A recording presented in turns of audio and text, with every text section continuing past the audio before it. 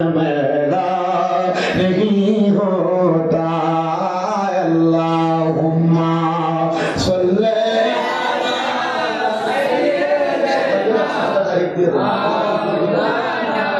मुहम्मद व अला आलि सय्यिदिना मारे रबिउल अव्वले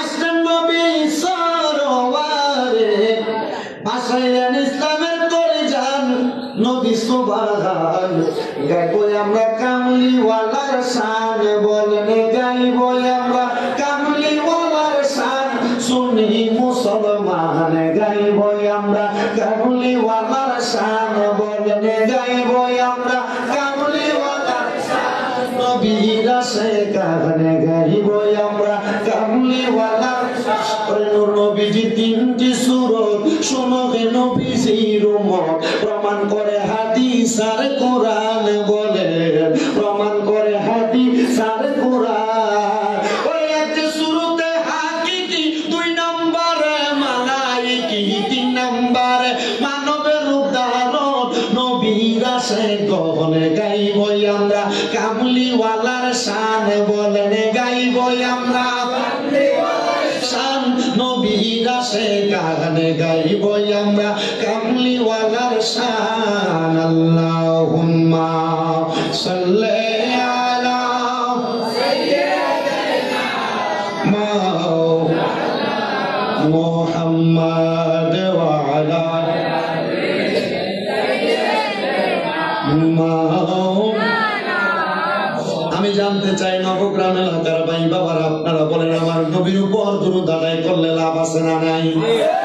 আল্লাহর নবী রাহমাতাল লিল আলামিন নবী আমার বলে উম্মতেরা দুনিয়ার জমিনের মধ্যে আমি নবীর যেই উম্মত আমি নবীর প্রতি একবার দুরূদ আদায় করবে আমার আল্লাহ পাক রব্বুল আলামিন তার নামের উপরে জান্নাতের মধ্যে একটা বৃক্ষ রোপণ করবে। সাহাবায়ে কেরাম ডাক দিয়া বলে ইয়া রাসূলুল্লাহ নবী গো ও দয়ার নবী মায়ার নবীজি আপনার কাছে জানতে চাই আমার আল্লাহ যদি জান্নাতের মধ্যে বৃক্ষ রোপণ করে কি লাভ হবে? মনে রাখবেন নবগ্রাম এলাকার মুরব্বী সমাজ যুবক ভাইরা পর্দার অন্তরালের আমার মা বোনেরা এই নবগ্রাম এলাকার কোন মানুষের যদি একটা দোকান থাকে কুমিল্লা চক বাজারে আর কেউ যদি বলে তুমি কখনো চক বাজারে যাইতে পারবা না কখনো সম্ভব না কারণ তার নিজের মালিকানায় একটা দোকান আছে আমার আল্লাহ যদি একবার দুরূদ আদায় করার কারণে জান্নাতের মধ্যে আমাদের নামের উপরে একটা গাছ লাগায় আমাদেরকে দুনিয়ার কোনো কিছু জান্নাতে যাওয়া আটকায় রাখতে পারবে না। এই জন্য বাবারা বন্ধুরা আমরা মুহাব্বতের আওয়াজে জান্নাতের মধ্যে যেন আমাদের জন্য বৃক্ষ রোপণ করা হয় আমরা ওই নবীর উপরে প্রাণ ভরে দুরূদ আদায় করব। তবে মনে রাখবেন আপনারা যারা দুরূদ শরীফ পড়ার সময় জবানকে বোবার মতো করে রাখেন আমার নবী বলেন দুনিয়ার জমিনের মধ্যে সবচাইতে বখিল হলো সেই ব্যক্তি যার সামনে আমি নবীর দুরূদ আদায় করা হয় কিন্তু সেই ব্যক্তি তার জবানকে বোবার মতো করে রাখে। আমরা বখিল না আমরা নবীর উপর প্রাণ ভরে দুরূদ আদায় করব। আর আপনারা কষ্ট করে একটু সামনের দিকে চাইবা সামনে চলে আসবেন একটু মুহাব্বতে দুরূদ আদায় করেন আল্লাহুম্মা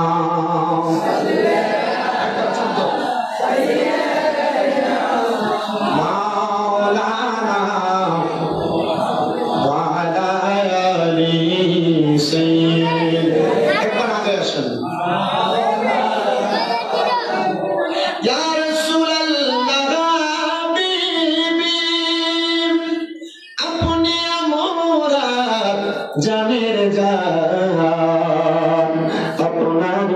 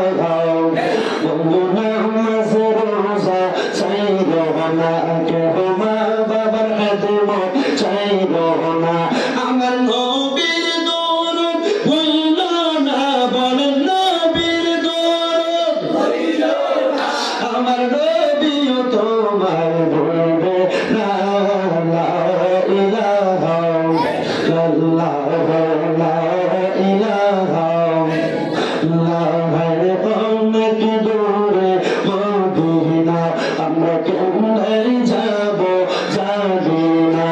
আপনারা বলেন আমরা সবাই মদিনা যাইতে চাই কি চাই না? যারা যারা যাইতে চাই ডান হাত তুলে আমার আল্লাহকে দেখায়, আর জবান তুলে তুলে একটা তাকবীর হবে না? আর তাকবীর, আর রিসালাত। আওয়াজ দেওয়া এতগুলা মানুষ মদিনা যাওয়ার আওয়াজ দিলে আমার মনে হয় আওয়াজ দিয়ে ঢাকায় আর ফটো ভালোভাবে যাওয়া যাবে না। মুহাব্বতের আওয়াজ দিবেন। আমার নবী জানেন উম্মতের দলেরা, মান যারা কবরি ওয়াজাবাত লাহু শাফাআতি ইয়াউমাল কিয়ামা, যে ব্যক্তি আমি নবীর রওজা মুবারক জিয়ারত করবে তার জন্য আমি নবী সুপারিশ করা ওয়াজিব হয়ে যায়। এ মুসলমান ইমানদার, অল্প কিছুদিন হয় আমি গুনাহগার মদিনার রওজা জিয়ারত করে আসছি। 5 ওয়াক্ত নামাজের পরে আমি আমার নবীর রওজার সামনে দাঁড়িয়ে দাঁড়িয়ে নবীকে সালাম দিছি। আমি আমার নবীর রওজার সামনে দাঁড়িয়ে দাঁড়িয়ে 3টা কথা আমার নবীজির রওজার সামনে বলছি, ইয়া রাসূলুল্লাহ, আমার কোনো সাধ্য ছিল না আপনি নবীর রওজা মুবারক আমি আমার চোখ দিয়া দেখবো এত তাড়াতাড়ি। আমার আল্লাহ তাআলা আপনি নবীর সদকায় আমাকে কবুল করেছে, এই জন্য আমি আপনি নবীর রওজার সামনে এসেছি। ইয়া রাসূলুল্লাহ, নবী গো,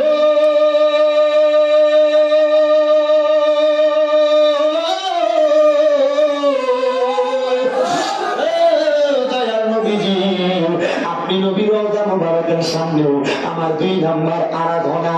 আমি যেহেতু আপনার রওজার সামনে আসছি, আমার মনটা চায় আমি আমার আম্মার বাড়ি নিয়ে আপনার রওজার সামনে আসছি, আপনি আমার আল্লাহর দরবারে দরখাস্তটা কবুল করে দেন। আর 3 নাম্বার দরখাস্ত, যারা এখনো পর্যন্ত আপনি নবীর রওজা মুবারকে আসতে পারে নাই তাদেরকে আপনি নবীর রওজা মুবারকে আনবেন। এই সুজানা এই নবগ্রাম এলাকার ভাই বাবারা, আপনি কেন মদিনা শরীফ যাবেন?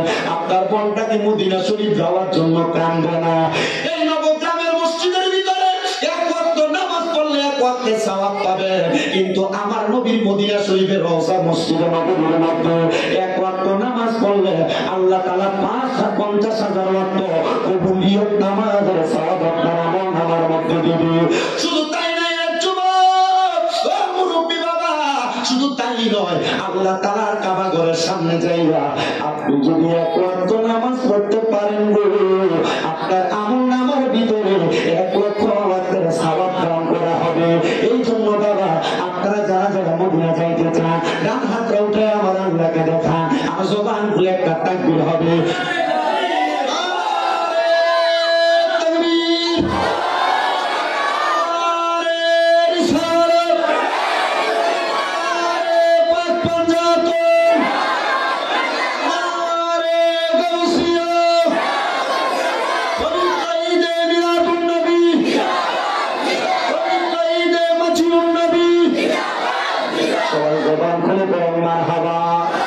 আমরা সবাই মদিনা যাইতে চাই কি চাই না? যারা যারা মদিনা যাইতে চায় একটু মহাব্বতের আওয়াজে করো, দয়াল আল্লাহ দয়া করেন, দয়াল নসিব করে মদিনা, লা ইলাহা ইল্লাল্লাহ, লা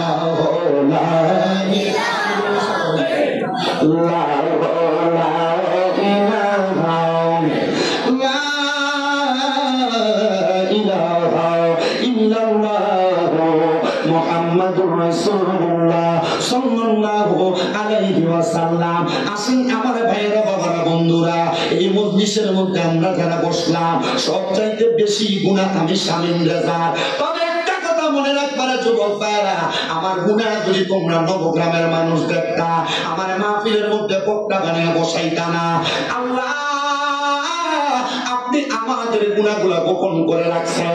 আপনারা একটু বুকটাতে হাত দিয়ে বলেন তো দেখি, আপনারা জীবনে যত গুনাহ করেছেন, এই মুরব্বী আব্বারা, আপনার গুনাহ যদি আপনার সন্তান দেখতো আপনারা বাবা বলে পরিচয় দিত না। যুবক ভাইরে, তোমার গুনাহ যদি তোমার বাবা দেখতো সন্তান বলে পরিচয় দিত না। এই নবগ্রাম এলাকার পর্দার অন্তরালের মা, তোমার গুনাহ যদি তোমার সন্তান দেখতো মা বলে পরিচয় দিত না। আল্লাহর দরবারে লাখ লাখ শুকরিয়া ও মনিব, তুমি আমাদের গুনাহগুলো গোপন করে রাখছো। ও আল্লাহ, আপনি যে গুনাহগুলো গোপন করে রাখছেন আমরা গুনাহগুলোকে আপনি মাফ করবেন নি। আমার আল্লাহ কয় বান্দা ও আমি আল্লাহর বান্দার দলেরা, যখন আমি আল্লাহর কোন বান্দা আমি আল্লাহ তাআলার রহমতের দরিয়াতে সাঁতার দিয়া আমি আল্লাহকে আল্লাহ বলে ডাকবে, আমি আল্লাহ বান্দার জীবনের সব গুনাহ মাফ করে দেয়। এই জন্য বান্দারা আমার আল্লাহ তাআলার শুকরিয়া আদায় করার লক্ষ্যে মুহাব্বতের আওয়াজে চোখটা বন্ধ করে দিয়া নিজের লতিফে কলবের দিকে খেয়াল কইরা কলবের মধ্যে প্রিয় মুর্শিদকে স্মরণ কইরা মুর্শিদের কলবটা হুজুর বড় পীর গৌসে পাক আব্দুল কাদের জিলানীর সাথে মোতাজ্জ হয়ে যাবে। আর মুহাব্বতের আওয়াজে আমার আল্লাহ তাআলার ইস্তিগফারের জিকির হবে আল্লাহ আল্লাহ আল্লাহ আল্লাহ আল্লাহ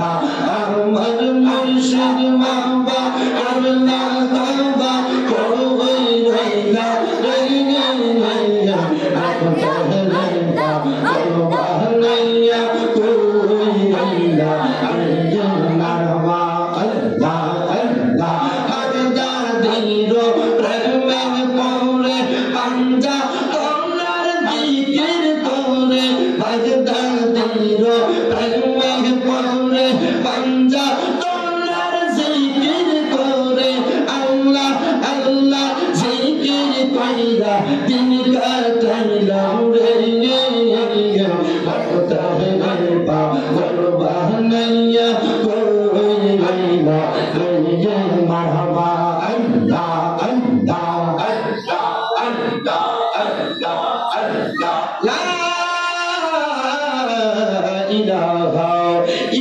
ইল্লাল্লাহু মুহাম্মাদুর রাসূলুল্লাহ সাল্লাল্লাহু আলাইহি ওয়াসাল্লাম। একটা জবান বন্ধ রাখবেন না, জবানটা ছেড়ে দিয়ে উচ্চ কণ্ঠে পড়েন আলহামদুলিল্লাহ। জান্নাতের বাগানে আমরা আসতে পেরে বসতে পেরে খুশি না বেজার? মুসলমান ইমানদাররা, আজকের জান্নাতের বাগান মাহফিলে আমি আল্লাহ তাআলার কোরআনুল কারীম থেকে দুইটা আয়াতে কারিমা তেলাওয়াত করেছি।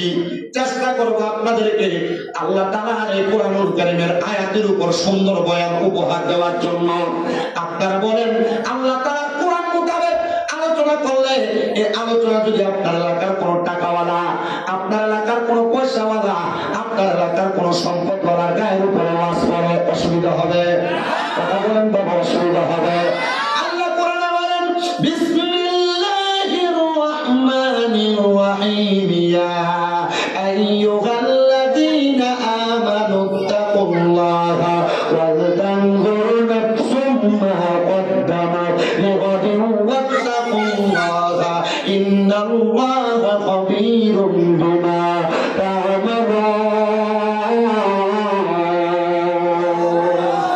আপনারা বলেন, এই আয়াতে কারিমা ঘোষণা যিনি করেছেন তিনার নাম কি? আল্লাহ বলেন, হে ইমানদাররা, ইত্তাকুল্লাহ, তোমরা আমি আল্লাহকে ভয় করো। ওয়াল তানজুর, তোমাদের প্রত্যেকের তাকানো উচিত। নাফসুম মা কদ্দামাত লিগাদ, তোমাদের পূর্ববর্তীদের দিকে তারা তাদের আগে কি প্রেরণ করেছে। আল্লাহ আবার বলেন, ওয়াত্তাকুল্লাহ, তোমরা আবার আমি আল্লাহকে ভয় করো। আল্লাহ কেন দুইবার আয়াতের মধ্যে আপনাকে ভয় করার কথা বললেন? আমার আল্লাহ কোরআনুল কারীমের আয়াতের শেষের অংশে বলতেছেন, ইন্নাল্লাহা খাবীরুম বিমা তা'মালুন, নিশ্চয় আমার আল্লাহ আপনার আমার সকলের অন্তরের খবর সম্পর্কে অবহিত। হে আল্লাহ, আপনি কেন আমাদের পূর্ববর্তীদের কথা বললেন?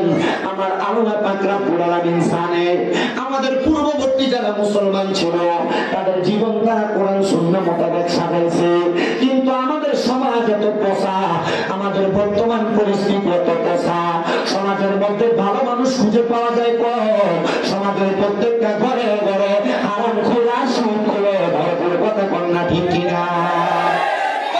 সমাজের মধ্যে বেশিরভাগ জায়গার মধ্যে তাকে দেখা যায় মসজিদ কমিটির সভাপতি বানায় সুদখোরকে, মসজিদ কমিটির সেক্রেটারি বানায় সুদখোরকে, এলাকার সরকারি দায়িত্ব দেয় সুদখোরকে, এলাকায় মাতাব্বরির দায়িত্ব দেয় সুদখোরকে। আর দেখবেন সমাজ যারা পরিচালনা করে এদের মধ্যে বেশিরভাগ চান্দাবাজ থাকে, কথা কন্যা ঠিক কিনা? এই জন্য আমার আল্লাহ তাআলা জানায় দেয়, বান্দা লা, আপনি মসজিদ ওয়াজ করার পর সুদখোররা রাগ করলে আপনাদের সমস্যা হইব, ওয়াজ করার পর ঘুষখোররা রাগ করলে আপনাদের সমস্যা হবে, ওয়াজ করার পর যদি কোনো চান্দাবাজরা রাগ করে আপনাদের কোনো অসুবিধা হবে? আল্লাহ কোরআন যদি চান্দাবাজের বিপক্ষে যায়, আমরা কি কোরআনের পক্ষে না চান্দাবাজের পক্ষে? কম কইলেন, কারণ আপনি আপনার গায়ে সুরা শরীরে শক্তি বানানো লেগে চান্দাবাজের একটা শাখা পেলে তার পক্ষে কথা কথা বলা আছে? ব্যবস্থা সমাজে নাই, ওয়াজ কি চলবে ইনশাআল্লাহ? ওয়াজ চলে, আগে আপনার সামনে আসে, আপনাকে সামনে আসে, বিরুদ্ধে আপনাদের আসবে, আপনাদেরকে নিয়ে ওয়াজ করবে, সামনে যাবো, সামনে যাবো। আপনার যারা ময়মুরব্বী আছেন আপনারা নামে লাগে সামনে যাবো, এই আসলে সামনের দিকে আসে, আপনি সামনের দিকে আসেন না কেন?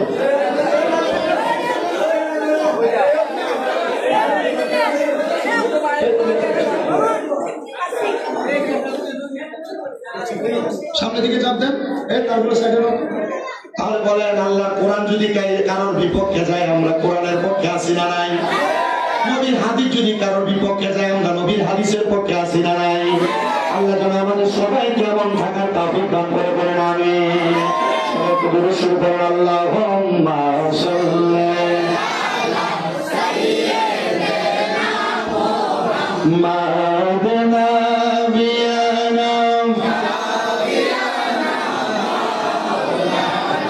আমরা সবাই হাজির হইলাম দয়াল নবীর মাহফিলে, আর দয়া করে কবুল করেন মায়ার নবীর খাতিরে। আল্লাহুম্মা সাল্লি আলা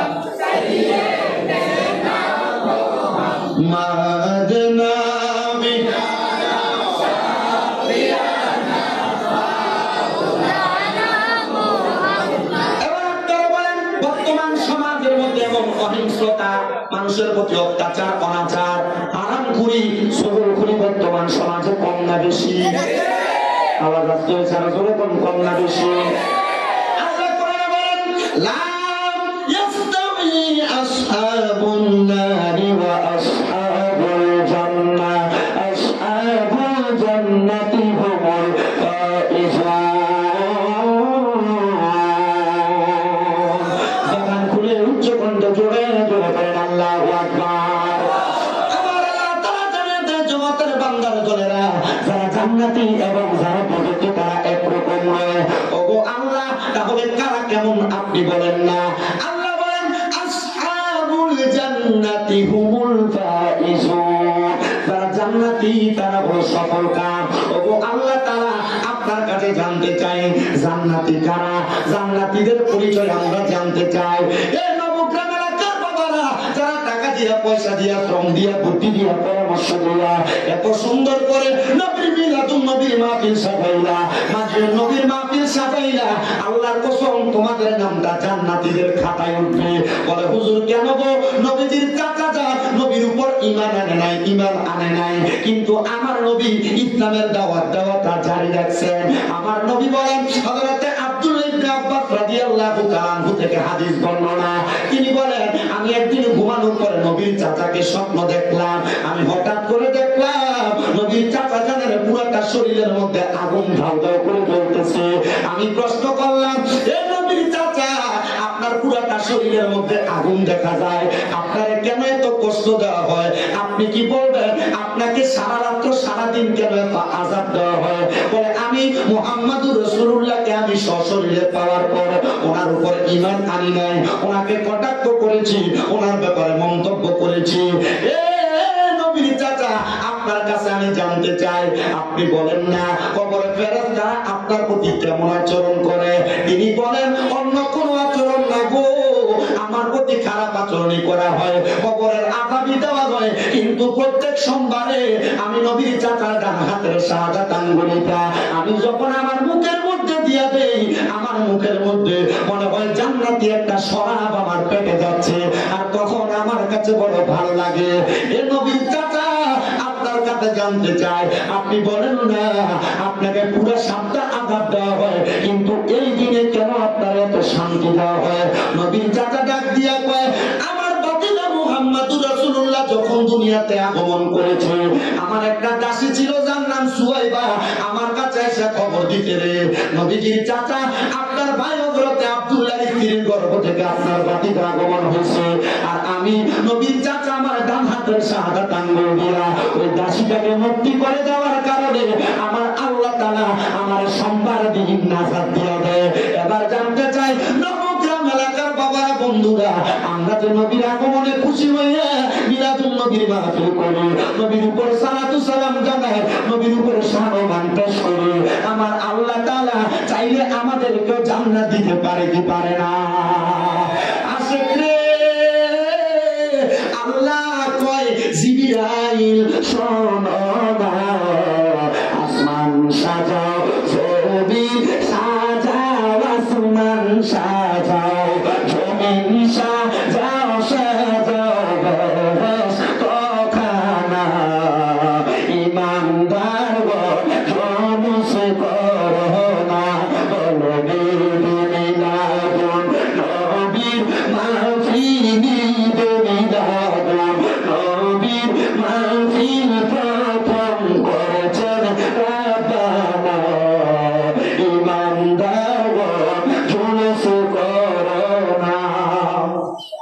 পাগল রে, সূরা আল ইমরানে আল্লাহ করেছেন ঘোষণা, মিলাদুন নবী পালন করতে অঙ্গীকার করলেন রাব্বানা, কিন্তু কানার দলে দলিল খুঁজে পায় না।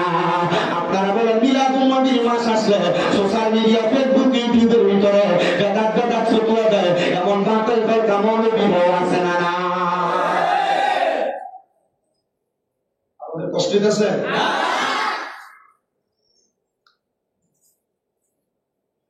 কি ভালো মানুষ হয়েছে, যে মাহফিল চলতেছে আপনারা নীরবতা বোঝা যায়। আলহামদুলিল্লাহ, আল্লাহ তাআলা যা 10 মিনিট পরে বলে দিয়েছে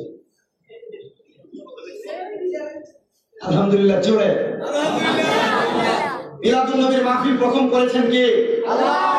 আস্তে বলেন আপনারা। আল্লাহ যদি মিলাদুন নবীর মাহফিল করে মোল্লা বুদি বেদাত বলে আল্লাহর কথা মানবেন না মোল্লার কথা? আল্লাহ কোরআনে বলেন কুল বিফাদলিল্লাহি ওয়া বিরহমাতিহি ফাবিযালিকা ফালইফরাহু হুয়া খায়রুম মিম্মা ইয়াজমাউন। আল্লাহ বলে বান্দা আপনি তাদেরকে জানিয়ে দেন তারা যখন আমি আল্লাহর পক্ষ থেকে ফজল পায়, আমি আল্লাহর রহমত পায়, তারা যেন খুশি উদযাপন করে। ও আল্লাহ, এই খুশি উদযাপন করলে কেমন লাভ হবে? ওই হুয়া খায়রুম মিম্মা ইয়াজমাউন, তারা যত আমল একত্রিত করে রাখে, ওই আমল একত্রিত করে রাখা সব আমলের চাইতে উত্তম হলো আমার নবীর আগমনে খুশি উদযাপন করা। জোরে বলেন সুবহানাল্লাহ। আপনাদের মনে প্রশ্ন থাকতে পারে হুজুর, আল্লাহ বলতে আল্লাহর ফজল পাওয়ার পর রহমত পাওয়ার পর খুশি উদযাপন করার কথা, তাহলে আমরা আল্লাহ তাআলার ফজল আর রহমত পাইলাম কই? আল্লাহ কুরআনুল কারীমের আরেকটা আয়াতের মধ্যে ঘোষণা করে ওয়া মা আরসালনাকা ইল্লা রাহমাতান লিল আলামিন। আল্লাহ বলে আমি আরসাল করি নাই, পার্সেল করি নাই, পাঠাই নাই, তবে ইল্লা হ্যাঁ পাঠিয়েছি রাহমাতান লিল আলামিন, আমি আল্লাহর পক্ষ থেকে একটা বড় রহমত, যিনি সমস্ত জগতের জন্য রহমত। ওগো আল্লাহ তাআলা আপনার কাছে জানতে চাই এই রহমতটাকে তাফসীরে ইবনে কাসিরের মধ্যে বলতেছে ইয়ানে রহমত বামানা মুহাম্মাদুর রাসূলুল্লাহ সাল্লাল্লাহু আলাইহি ওয়াসাল্লাম। সবাই জবান খুলে দিলে বলেন সুবহানাল্লাহ।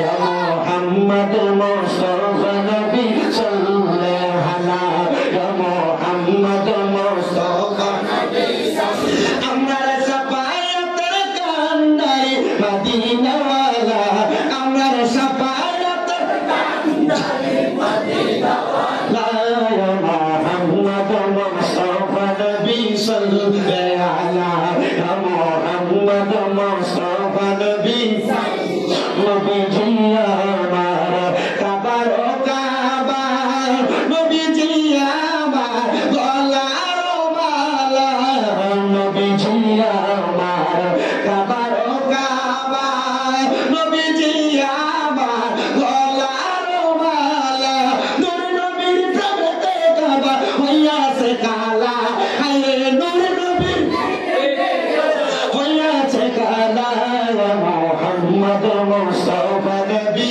সাল্লাল্লাহু আলাইহি মুহাম্মদ মুস্তাফা নবী সাল্লাল্লাহু। কেউ বা বলে নবী নূরেরই পুতুল, কেউ বা বলে নবী গোলাপেরই ফুল, কেউ বা বলে নবী নূরেরই পুতুল, কেউ বা বলে নবী গোলাপেরই ফুল, নয় সে ফুতুল নয় সে গোলাপ, নূরে নূর আল্লাহ মুহাম্মদ মুস্তাফা নবী সাল্লাল্লাহু আলাইহি মুহাম্মদ মুস্তাফা নবী।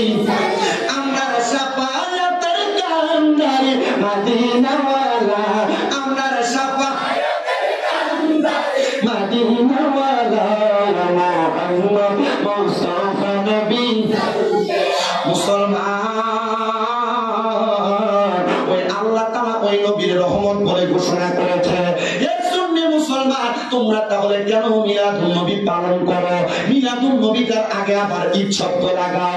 বর্তমান সমাজের মধ্যে এমন অনেক নামধারী মুনাফিক বেঈমান ওলামায়ে কেরাম আছে যারা মুসলমান দাবি করে, আলেম দাবি করে, কিন্তু নবীর মিলাদুন নবীর আগে ঈদ শব্দ লাগাইলে দেখবেন কুকুরের পেছন দিয়ে আঘাত করলে কুকুর যেমন দৌড় মারে, এমন মৌলবীরা মিলাদুন নবীর আগে ঈদ শব্দ লাগাইলে এমন ভাবে দৌড় মারে।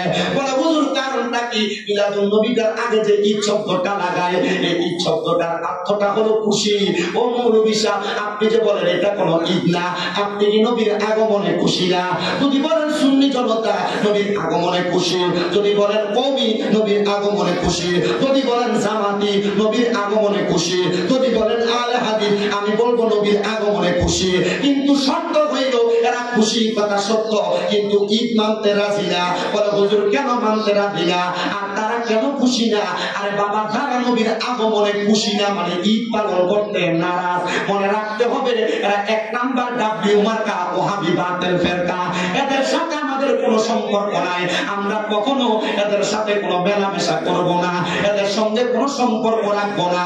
কারণ আমার নবীর আগমনে যে ব্যক্তি বেজার হয়, আমার নবীর আগমনটার যে ব্যক্তি ঈদ বলে স্বীকার করে না, তার সাথে সুন্নিদের কোনো সম্পর্ক থাকতে পারে। এবার আসে মিলাদুন নবী। মিলাদুন নবী শব্দটা হলো মুরাক্কাব, যৌগিক শব্দ। আলাদা যদি করেন, মুফরাদ যদি করেন, মিলাদ শব্দের অর্থ হলো জন্ম, এক বছর। আর নবী শব্দের অর্থ হলো নবী। মিলাদুন নবী মানে হলো নবীর জন্ম। তাহলে এই নবীর জন্মে আমরা সবাই খুশি। 12 রবিউল আউয়ালের 570 খ্রিস্টাব্দে সবে সাদেকের সময় মা আমেনার নূরানী রেহেমে বাবা আব্দুল্লাহ হুজরাতের নবী আমার জন্মগ্রহণ করেছেন। কিন্তু বাবা আমি জানতে চাই, নবী কি 570 খ্রিস্টাব্দে যখন জন্ম নিয়েছেন তখন নবী, নাকি এই দুনিয়া যখন সৃষ্টি হয় নাই তারও আগে নবী? এই নবীর জন্মের মাধ্যমে নবীজির শুভাগমন হয়েছে। শাহপুর দরবারের মুরিদারা নবীর জন্মের মিলাদুন নবীর সাথে একটা শব্দ ব্যবহার করে, যার নাম ঈদে মাজিদুন নবী সাল্লাল্লাহু আলাইহি ওয়াসাল্লাম। এই ঈদে মাজিদুন নবী শব্দটা ব্যবহার করার কারণ হলো যে মাজিদুন নবী শব্দের অর্থ হলো নবীর শুভাগমন। কি বল? নবীর জন্মের মাধ্যমে আল্লাহ তাআলা ওই নবীর দুনিয়াতে শুভাগমন করাইছেন। আমরা সবাই খুশি। আমরা মিলাদুন নবী যেমন মানি, মাজিদুন নবীও তেমন মানি।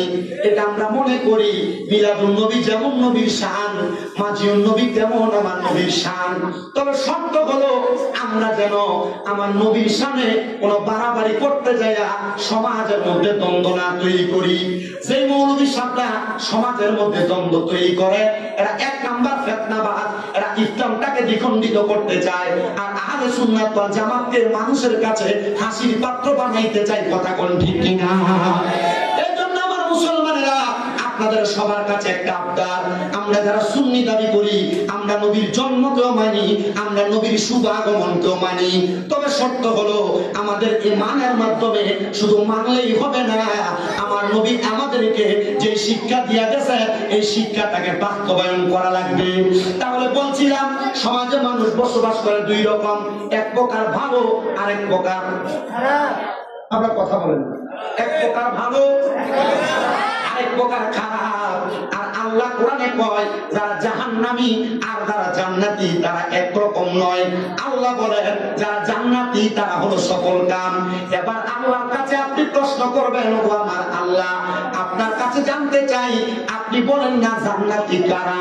আমার আল্লাহ বলে বান্দা দুনিয়ার জমিনের মধ্যে যারা আমি আল্লাহ তাআলার ইবাদত করে, ইন্নাল্লাযীনা আমানু ওয়া আমিলুস সালিহাতি উলাইকা হুম খায়রুল বারিয়া, নিশ্চয়ই যারা দুনিয়াতে নেক আমল করে এবং দুনিয়ার জমিনের মধ্যে ঈমান আনার পরে নেক আমল করে, আমার আল্লাহ বলেন তারাই হলো উত্তম ব্যক্তি, তারা হলো ভালো। ও আল্লাহ আপনার কাছে জানতে চাই ওই ভালো ব্যক্তিদের জন্য আপনি কি নির্ধারণ করে রাখছেন? আমার আল্লাহ তাআলা কোরআনুল কারীমের সূরা বাইয়িনার শেষ আয়াতের মধ্যে আমার আল্লাহ বলেন জাযাউহুম ইনদা রাব্বিহিম জান্নাতু আদনিন তাজরি মিন তাহতিহাল আনহার আল আনহারু খালিদিনা ফিহা আবাদা রাদিয়াল্লাহু আনহুম ওয়া রাদু আন যালিকা লিমান খাশিয়া রাব্বা।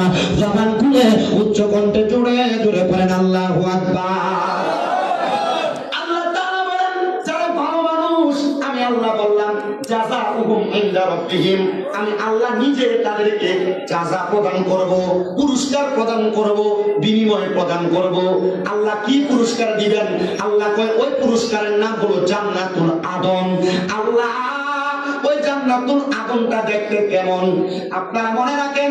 এই নবগ্রামে জান্নাতের বাগান মাহফিলের বাবারা, আপনি যদি 10,000 টাকা দিয়া কুমিল্লা চক বাজার, রানীর পুকুর পার, রানীর দিঘির পার, অথবা আপনি যদি কুমিল্লার নবাববাড়ি সৌরি বল অথবা কান্দির পাড়ের সাইড বলেন, যে কোনো জায়গায় 10,000 টাকা একটা বাড়ি ভাড়া নিবেন। কেউ আইসা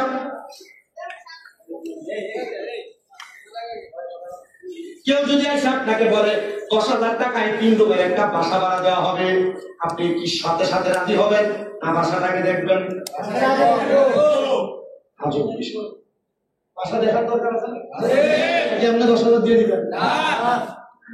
সাহাবায়ে কেরাম আমার নবীকে প্রশ্ন করি, ইয়া রাসূলুল্লাহ, ও নবী আপনি যে বলেন আল্লাহ তাআলা জান্নাতুল আদন আমাদেরকে দেওয়া হবে, নবীজি আপনি বলেন না জান্নাতুল আদনটা দেখতে কেমন?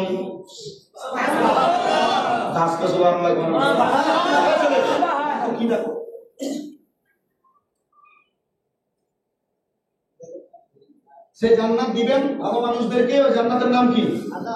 জান্নাতুল আদন। সাহাবায়ে কেরাম আমার নবীকে প্রশ্ন করি, ইয়া রাসূলুল্লাহ, ও দয়ার নবী আপনার কাছে জানতে চাই ওই জান্নাতুল আদনটা দেখতে কেমন? আমার নবী বলেন আল্লাহর কোরআন থেকে তাজরি মিন তাহতিহাল আনহার, এত সুন্দর জান্নাত, ওই জান্নাতের নিচে দিয়া আমার আল্লাহ তাআলা একটা নদী প্রবাহিত করবে। নদী, এত সুন্দর জান্নাত কি প্রবাহিত করবে? নদী। এবার হযরত আনাস ইবনে মালিক রাদিয়াল্লাহু তাআলা থেকে হাদিস বর্ণিত, তিনি বলেন ওই জান্নাতের নদীটা কেমন নদী শোনো। আমাদের এই নবগ্রাম এলাকার মানুষ টিকাচর বীজের কাছে গুমতি নদীর কাছে যায়, পানির কালার কেমন? আল্লাহ তাআলা প্যারা হাবিব বলেন ওই জান্নাতের নদীর মধ্যে এক প্রকারের পানি থাকবে না, 4 প্রকারের পানি। ইয়া রাসূলুল্লাহ, নবী গো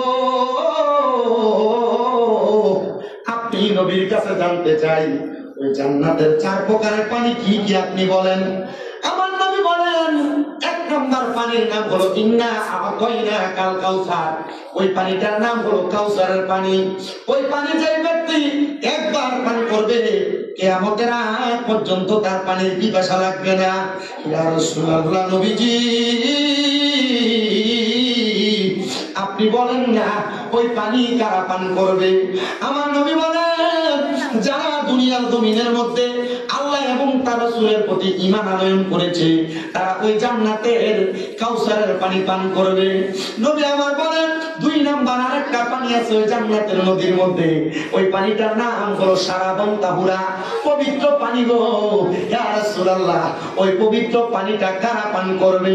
আমার নবী বলেন যারা দুনিয়ার জমিনের মধ্যে কোনোদিন নেশাদ্রব্য পান করে নাই। এ বাবা, নেশা যারা করেন গো, পেন্সিডিলিয়া বা গাঁজা, এগুলোর সাথে আপনারা যারা মিলিত, আপনাদের সবার করজোরে আবদার করি আপনারা নেশার সাথে মিলিত হয়েন না। এই নেশার কারণে আল্লাহ তাআলার জান্নাতের সারা বান্দাগুলো আপনার কপালে আসবে না। কিন্তু নেশা করে না এমন অনেক প্রজাতির মানুষ আছে, তারা সিগারেট পান করে।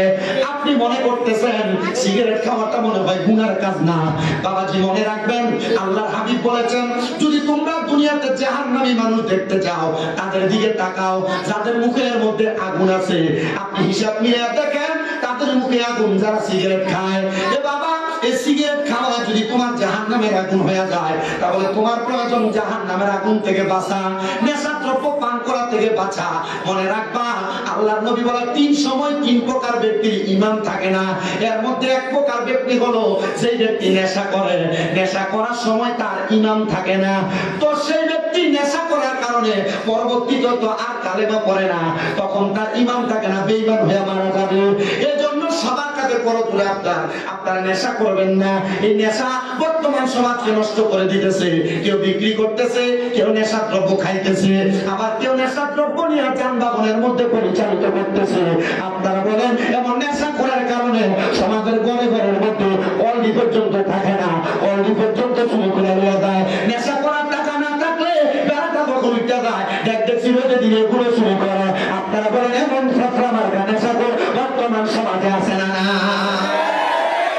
নারায়ে তাকবীর, নারায়ে রিসালাত, নারায়ে পাঞ্জাতন, নারায়ে গাউসিয়া, মোহাম্মদ শফি মির্জা কাদরি সাহেব, মোহাম্মদ শফি মির্জা কাদরি সাহেব। তাহলে এমন নেশাখোর সমাজে কম না বেশি? স্বাভাবিক। আমরা নবগ্রামে নাই, একবারে কম। নেশাখোরদের কারণে মানুষ রাস্তাঘাট বলেন, দোকানপাট বলেন, কোনো জায়গায় কোনো কিছু রাখতেও পারে না। মাথার যখন নেশা করার জন্য আলাদা টেনশন চলে আসে, তখন হ্যাঁ নিজের মায়ের কানে স্বর্ণ পর্যন্ত চুরি করতেছে বিধবা। কথা বলতে কেন আসে না? সাবধান, সতর্ক। আমি আমার এলাকার মুরব্বীদের কাছে বলবো, যুবকদের কাছে বলবো, যে নেশা আপনার জীবনকে ধ্বংস করে দেয়, আপনি নেশা থেকে দূরে থাকেন। আমি জাস্টিফাই করেছি। আপনি বলেন হুজুর আমি নেশা করি না, কিন্তু আমি সিগারেট পান করি। সিগারেট আপনাকে নেশা পর্যন্ত নিয়ে যাবে। বউ সিগারেট খায়, তারা সিগারেট খায়। কয়েকবার আমি এমনি জিজ্ঞাসি সিগারেট খাও কেন? আর আমি তো খাই না। আমি তো শিখলে কার কাছে। একদিন আমার এক দোস্ত কইছিল একটা টান দিয়ে কি হইব, এই একটা টান দিয়ে কি হইব, আমার সিগারেট খাওয়া শিখেছি।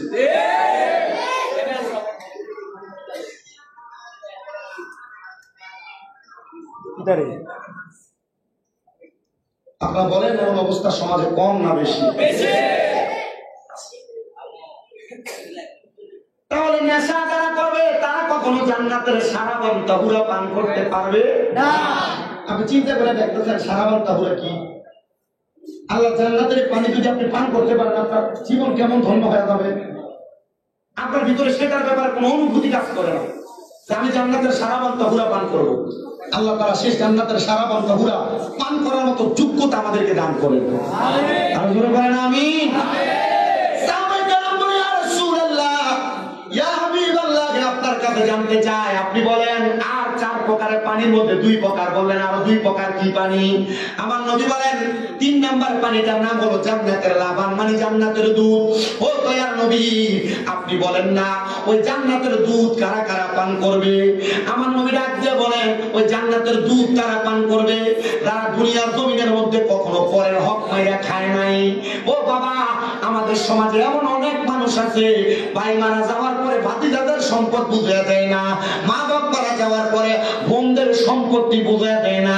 আপনারা বলেন এমন দখলদার জুলুমবাজ সমাজে আছে না? যারা পরের হক মেরে খায়। কার হক? পরের হক শুধু কি জায়গা মেরে খাওয়া না, ওজনে কম দেওয়া না, ওজনে কম দেওয়া কার হক? আপনি মায়ের খাচ্ছেন। মানুষকে মিথ্যা কথা বলে আপনার 2 টাকা মাল 5 টাকায় দিচ্ছেন, আপনি পরের হক খাচ্ছেন। এটা খাওয়া যাবে না। এটা যদি খান তাহলে জান্নাতের দুধ আপনার নসিবে নেই। সাহাবায়ে কেরাম বলে ইয়া রাসূলুল্লাহ, ওই জান্নাতের মধ্যে আরেকটা পানি আছে, ওই পানিটা কি? নবী বলে ওইটা হলো জান্নাতের মধু। ইয়া রাসূলুল্লাহ, জান্নাতের মধু কারা পান করবে? আমার নবী বলে যারা কখনো তাদের জবান দ্বারা ফায়সা কথা বলে নাই, গালি দেয় নাই, মিথ্যা কথা বলে নাই। ও বন্ধু, আপনারা তাকিয়ে দেখেন আপনার সমাজে আপনি চলার পথে আপনার বন্ধুদের সাথে, আপনার পরিবারের সাথে এত মিথ্যা কথা সমাজে পরিচালনা করতে যে এত গালি দেন, আপনার গালির কারণে আপনি ফাসিকে রূপান্তরিত হচ্ছেন, আপনার নামাজ আল্লাহর কাছে কবুল হয় না, এবং এই গালি দেওয়ার কারণে আর মিথ্যা বলার কারণে আপনি আল্লাহ তাআলা জান্নাতের মধু পান করতে পারবেন না। এবার আপনারা বলেন আমরা সবাই জান্নাতের ওই 4 প্রকার পানি পান করতে চাই কি চাই না? সাহাবায়ে কেরাম বলে ইয়া রাসূলুল্লাহ, এই 4 প্রকারের পানি একসাথে কারা পান করবে আপনি বলেন? আমার নবী বলেন তারা পান করবে রাদিয়াল্লাহু আনহুম ওয়া রাদওয়ান, যারা আমার আল্লাহর প্রতি সন্তুষ্ট আর আমার আল্লাহ যাদের প্রতি সন্তুষ্ট তারা ওই জান্নাতের পানি পান করবে। ওগো নবী, কারা আমার আল্লাহর প্রতি সন্তুষ্ট? আমার আল্লাহ তাআলা বলেন যালিকা লিমান খাশিয়া রাব্বা, যারা আমার আল্লাহকে সবচাইতে বেশি ভয় করে তারা চাই দুনিয়ার জমিন থেকে কবরে যাওয়ার পর জান্নাতের শরাব পান করবে। এ মুসলমান ইমানদার, এ নবীর উম্মতের দলেরা, আপনাদের সবার কাছে করজোড়ে আবদার, জান্নাতের শরাব, জান্নাতের পানি যদি পান করতে চান তাহলে দুনিয়ার জমিনে এমন ভাবে আপনি আপনার জীবন সাজান, আল্লাহ এবং তার রাসূলের প্রতি ঈমানটা পরিপূর্ণ আনেন। দুনিয়াতে নেশা করা বন্ধ করেন, পরের হক খাওয়া বন্ধ করেন, মিথ্যা কথা বলা, গালি দেওয়া, পয়সা কাজ করা থেকে দূরে থাকেন। দেখবেন আপনি জান্নাতি হয়ে মরতে পারবেন। কিন্তু জান্নাতি হওয়ার মতো এমন যোগ্যতা আমাদের মাঝে নাই। জানেননি বাবা, যারা জান্নাতি হয়ে মরতে পারে, ওই জান্নাতি ব্যক্তিরা মারা যাওয়ার সময় তারা কোনো কষ্ট পায় না, কষ্ট পায় না। আল্লাহ তাআলা তাদেরকে বড় সুন্দর করে দুনিয়া থেকে কবরে নিয়ে যায়।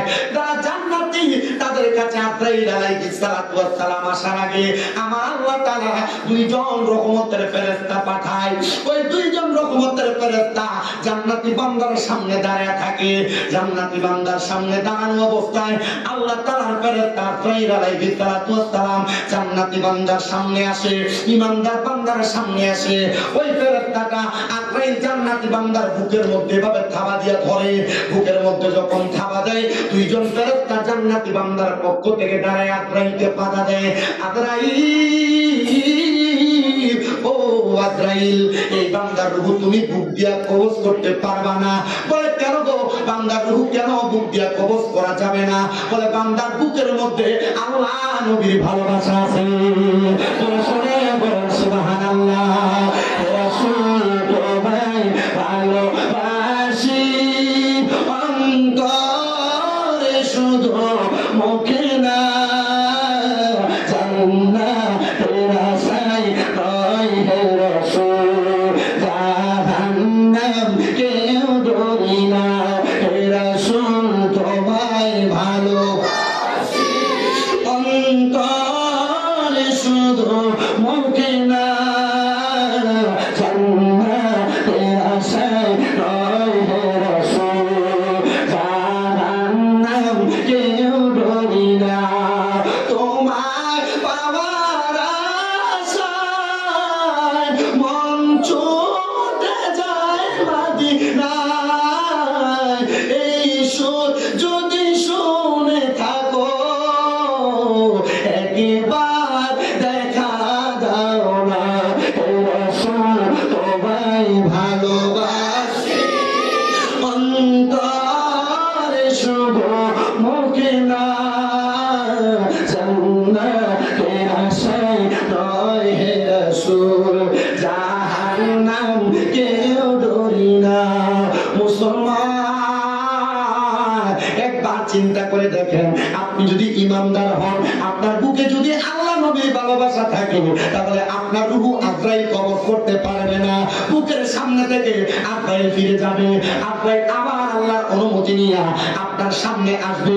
এবার আজরাইল আইসা আপনার আমার কপালের মধ্যে হামলা করবে। বিওয়াজিকান নূর, যে চেহারার মধ্যে নূরের আলো ঝলমল করবে। আজরাইল যখন আপনার আমার চেহারার মধ্যে হামলা করবে রে, ওই সময় মুখের মধ্যে, চেহারার মধ্যে, কপালের মধ্যে থেকে দুইটা ফেরেশতা আজরাইলের সামনে দাঁড়ায়া যাবে। এ আজরাইল,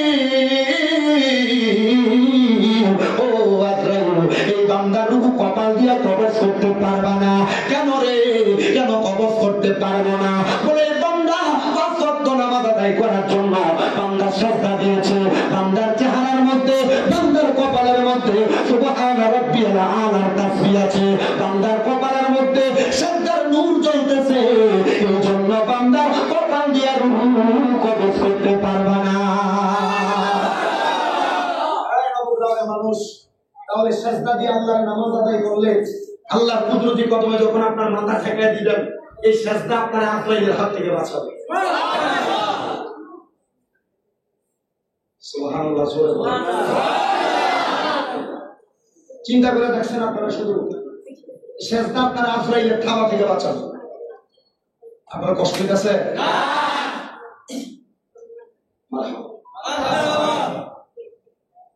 দুইবার আসছে আজরাইল।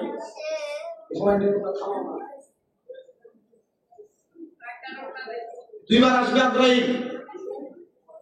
এবার তৃতীয়বার আবার আজরাইল আসবে। আয়েশা আপনার আমার ডান দিকে থাবা দিয়ে ধরবে, ডান দিকে। ডান দিকে থাবা দিয়ে ধরার পর ডান দিক থেকে দুইটা ফেরেশতা বলে, এ আজরাইল, ডান দিক দিয়ে তো বান্দার রূহ কবজ করা যাবে না। কেন? ওই বান্দার ডান দিকে দান এবং সাদকা, আমরা দান সদকার পক্ষ থেকে আমরা দুইজন ফেরেশতা বাধা দিলাম, বান্দার ডান দিক দিয়ে রূহ কবজ করা যাবে না। 1 টাকা, 100 টাকা, 1000 টাকা, 1 লক্ষ টাকা বিন্দু পরিমাণ যদি দান করে থাকেন, হালাল টাকা কিন্তু আল্লাহ ফেরেশতা আজরাইলকে বাধা দিবে আপনার রূহ কবজ না করার জন্য। আপনি চিন্তা করে দেখেন এই দানের এত পাওয়ার। এবার আজরাইল চতুর্থবার আবার আসবে আপনার আমার কাছে। সুবহানাল্লাহ বলে আপনি যদি ইমানদার হয়ে মারা যান, আপনি জানেন ইমানদারের মৃত্যু কত সুন্দর আর কত আরামদায়ক। আপনি তো কত সুন্দর গান গাইতেছেন, রাস্তায় চলতেছেন, আপনি মনে করতেছেন মনে হয় আমার জীবন এভাবে চলতেছে, এভাবেই মনে হয় আমার জীবন চলবে। আরে না মিয়া, আপনার জীবন যেভাবে চলতেছে বেগুনের মতো মারা যাবেন। মারা যাওয়ার সময় বিছানায় প্রস্রাব করে দিবেন, পায়খানা করে দিবেন, চোখ উল্টে দিবেন, জিহ্বায় কামড় দিয়ে মারা যাবেন। নবীর সাহাবী নবীকে প্রশ্ন করি, ইয়া রাসূলুল্লাহ, বেগুনটা কিভাবে মারা যায়? বলে প্রস্রাব করে দিবে, মানে মৃত্যুর সময় জিহ্বায় কামড় দিবে, চোখ উল্টে দিবে। এই মরণ ভালো মরণ না। আপনারা বলেন বাংলাদেশে অনেক মানুষ মারা যায়, মারা যাওয়ার সময় জিহ্বায় কামড় দেয় কি দেয় না? চোখ উল্টায় কি উল্টায় না? নাকে মুখে দিয়ে রক্ত বের হয়তো হয় না?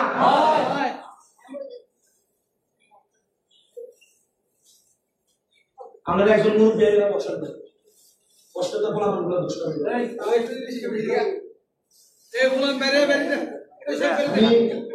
আমি কুমিল্লা ছেলে ছেলে না, আমি আমার এই আশেপাশে আমি মাহফিল রাখিও না, এই কিছু কারণে রাখি, এমন কয়েকটা কারণে রাখি না। এক নাম্বার ফলাফান ধরেন যে হইচই করবে, এগুলো বাধা দিবে না। আর আমরা এই সাইডে ফলাফান যে গাউরা টাইপের, এটি একটা কথা বলে এটি গান ফাঁক দিয়ে উড়ে হবে। 2 নাম্বার মাহফিল কমিটির দাওয়াত দিয়া বিরিয়ানি খাবে, বিদায় করে দেওয়া খাবেন। 3 নাম্বার দাওয়াত দিয়ে হাদিয়া বেজা করে আনে, এটা করে আইনে এরপরে কাম এলাকার ঘোড়া চুটিয়ে ঠিকতে দিবে, কমলে দেবে। একটা কারণে আমি এই করিলাম মাহফিল করি। তো আমি যে মাহফিল করতেছি আলহামদুলিল্লাহ, আমি আজকে সকাল 9:30 দিয়েছি জামান পত্রিকা। খুব কষ্ট হয়, যাইতে 9 ঘন্টা, আইতে 9 ঘন্টা জার্নি। হ্যাঁ কি আমার তারা ঘুম হয়ে গেছে, 2 ঘন্টা ওয়াশ করে আসছে। কষ্ট হয়েছে না? কষ্ট হয়, তবুও চেষ্টা করি এই ওয়াজ মাহফিল মাদ্রাসা মেনটেন করা। আপনারা জানেন তো আমাদের অনেকগুলো মাদ্রাসা, এগুলো জানেন না? আমাদের হুসাইনিয়া মাদ্রাসা, ফাতেমা মহিলা মাদ্রাসা, জামিয়া নুরে মদিনা মাদ্রাসা, তাহফিজুল কোরআন মাদ্রাসা, ওইদিকে হাউজিং তাহফিজুল কোরআন একাডেমি, তাহফিজুল কোরআন মহিলা মাদ্রাসা, অনেক মাদ্রাসাগুলো আমাদের এগুলো চলতেছে, এগুলো তো মেনটেন করি আমরা। আমরা শুধু দোয়া করবো। আমি ওয়াজে আসি কথা সত্য, তাকে 4 মাস আমার আম্মা অসুস্থ, 4 মাসের উপরে। আল্লাহ তাআলা হয়তো আমাদেরকে কঠিন কোনো পরীক্ষা করতেছেন আমার আম্মার অসুস্থ হবে। আলহামদুলিল্লাহ, আল্লাহ দরবার লাখ লাখ শুকরিয়া। ডাক্তার প্রথম বলছিল এই রোগী হাঁটার মতো না, এখন স্ট্রেচারে ধরে ধরে হাঁটে। ডাক্তার বলছে যে আশা করি যে আগামী 2 মাসের মাথায় আপনার আম্মা পরিপূর্ণ হাঁটবে। আপনার শুধু দোয়া করবেন কাজ করে। আমি যেখানে যাই আমার আম্মার জন্য দোয়া চাই। আমার একটা শখ ছিল আমি আমার আম্মার দরবারে উমরা হজ করবো, কিন্তু আমার আম্মার অসুস্থ হওয়ার কারণে পারিনি। আমি আল্লাহর কাছে বলছি, আল্লাহ যখনই সুস্থ হবে, পরিপূর্ণ হাঁটাটা ক্লিয়ার হবে, আমি যেন আমার মা বাপ ভাই নিয়ে যেন হজে যাইতে পারে। আপনি সেটা যাওয়ার মতো টাকা, কিন্তু এখন সামর্থ্য আম্মা অসুস্থ। দোয়া করবেন আপনারা, দোয়া করবেন আপনারা। আপনারা মনে রাখেন, আমি কুমিল্লা আলিয়াতে কামের 2য় বর্ষে ফিকাতে, কুমিল্লা ইউনিভার্সিটিতে বাংলা অনার্স ফাইনাল ইয়ার। কিন্তু আমি এলএম আর পড়ালেখার যোগ দিয়ে ওয়াজ করি না। আমি যেই দিন ক্লাস 7 থাকতে শুনছি মা বাবার পায়ের কাছে সন্তান ছোট হয়ে গেলে আল্লাহ তার বড় বানায়, ওই দিন ঘরে যাইয়া বেড়ার ঘরে আমার আম্মা বাবা ঘুমাইছে, দরজা খুলে যায়, ঘুমন্ত মা বাপের পায়ে চুমা দিছে। আর এয়ারপোর্ট থেকে সে গাড়িটা চুরি 22 টাকা। এয়ারপোর্ট থেকে সে বাড়িতে থাকে একটা না, এলাকার খবর নেই 2-3 বার। কেন? এটা আল্লাহ তাআলা তৌফিক দিবেন। মা বাবার কদমের কাছে আপনি ছোট হয়ে যাবেন, আল্লাহ তাআলা জগৎ বিখ্যাত বানাবে, এটা কেউ আটকে রাখতে পারবে না। আপনি এতটুকু মাথায় রাখেন। আমি জানি নবগ্রাম এলাকায় এমন অনেক ফলাফল আছে তারা মা বাপের ভাত খাওয়া নিলে বিচার দেয়। নবগ্রাম এলাকায় এমন অনেক ফলাফল আছে বিয়ে করার পরে মা বাপরে আলাদা করে জুদা ভাত খায়। এমন অনেক সন্তান আছে যারা ঘরে মা সকালে 1 করে খায়, দুপুরে 1 করে খায়, রাত্রে আরেক করে খায়। আপনি এটা ভুলে গেছেন, আপনার মা বাপ যখন আপনার জন্ম দিছিল আপনার 3, 4, 5 ভাই বোন ছিলেন, আপনার মা বাপ তারা দুইজনের কামাই দিয়ে আপনারা খাওয়াইছে। আপনার লজ্জা করে না? আপনি মা বাপকে জুদা করে দিয়েছেন। আমি বলবো তোমরা যা তাদের মা বাপকে জুদা করে দিছো, দাও তোমার পা আমার সামনে দাও, আমি আমার জিহ্বা দিয়ে তোমার পা পরিষ্কার করে দেব। ওয়াদা করবা এখান থেকে বাড়িতে যায় কেউ যদি মা বাপকে জুদা করে দিয়ে থাকো, আম্মা আব্বার পা ধরবা, ধরে বলবা মায়া যতক্ষণ আপনি মাফ না করবেন, আব্বা যতক্ষণ আপনি মাফ না করবেন ততক্ষণ পর্যন্ত আপনার ফাও ছাড়তাম না। মা বাপ যদি মাফ না করে আল্লাহ আপনাকে মাফ করবে। মা বাপরা খাওয়াইয়ের টাকা কমে যাবে, মা বাপের 10 টাকা পানের টাকা দিয়ে টাকা কমে যাবে। আরে নি আপনি বোকা। রাসূল পাক সাল্লাল্লাহু আলাইহি ওয়াসাল্লাম হাদিসে মুবারাকায় বলছেন, কোন সন্তান যদি তার মা বাবার জন্য 1 দিরহাম খরচ করে আল্লাহ তাকে লক্ষ কোটি গুণ বাড়ায়া এই টাকা ফেরত দেবে। সুবহানাল্লাহ। আর আপনার মা আপনার কাছে 10 টাকা পানের টাকা ছেড়ে 10 বার ঘুমতে না।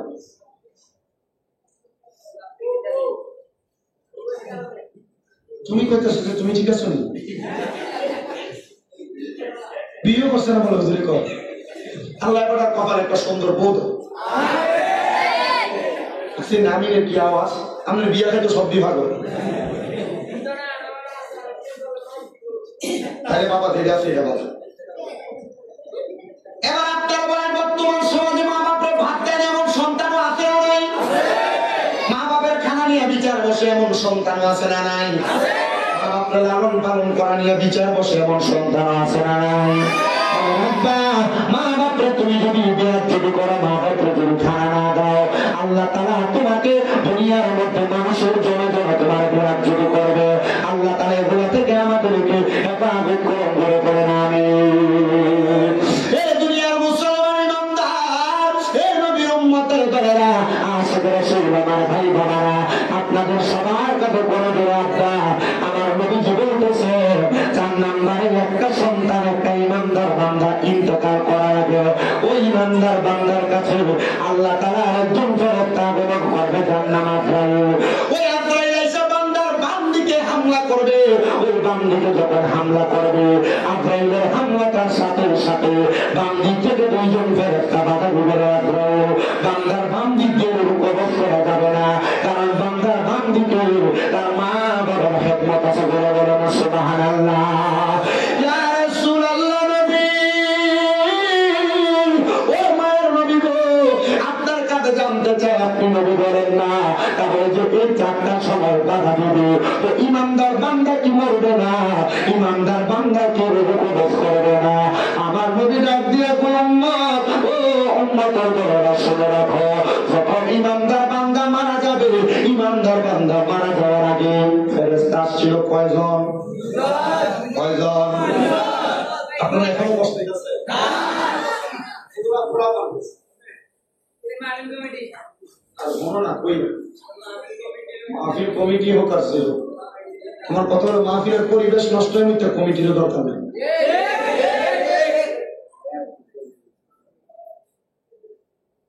ফেরেশতা কয়জন? এই 2 জন ফেরেশতা যখন ইমানদার কাছে আসবে, একটা ফেরেশতা ইমানদারের মাথার কাছে বসবে। কোথায়? আরেকটা ঠিক নাকের আগায় বসবে, নাকের আগায়। ওই 2 জন ফেরেশতা বান্দার সামনে থাইকা মাথার কাছে যে ফেরেশতাটা বসবে, ওই ফেরেশতাটা বান্দার মাথার ভিতরে এমন ভাবে হাত বুলিয়ে দিবে, ছোট একটা বাচ্চা কান্না করলে মা হাত বুলিয়ে দিয়ে বাচ্চা যেমন ভাবে ঘুমায়া যায়, ইমানদার বান্দা ঠিক এমন ভাবে ঘুমায়া যাবে, বান্দা টের পাবে না, বান্দা আরামে বিছানার মধ্যে শুয়ে থাকবে। আজরাইল যখন বান্দার সামনে আসবে, ওই বান্দার নাকের মধ্যে গান লাগিয়ে দিবে। ওই নাকের রাখার ফেরেশতাটা বান্দা সুগ্রাণ পাইয়া বান্দা এবার ঘুম থেকে চোখটা খুলবে। আর আজরাইল ফেরেশতা বান্দার সামনে জান্নাতে একটা তুফা আপেল ধরে রাখবে। ওই জান্নাতে আপেলের মধ্যে লেখা থাকবে কালিমে তাইয়্যিবা, লা ইলাহা ইল্লাল্লাহু মুহাম্মাদুর রাসূলুল্লাহ সাল্লাল্লাহু আলাইহি ওয়াসাল্লাম। বেহেশতের পাতায় পাতায় লতায় লতায় নবীর নাম আসে, আল্লাহ নামের পাশে নবীর নামের মনোগ্রাম, নবীর নামের মনোগ্রাম। আল্লাহ হাসর করিবেন নবীর শানে দেখাতে, আল্লাহ দুনিয়া বানালেন নবীর শানে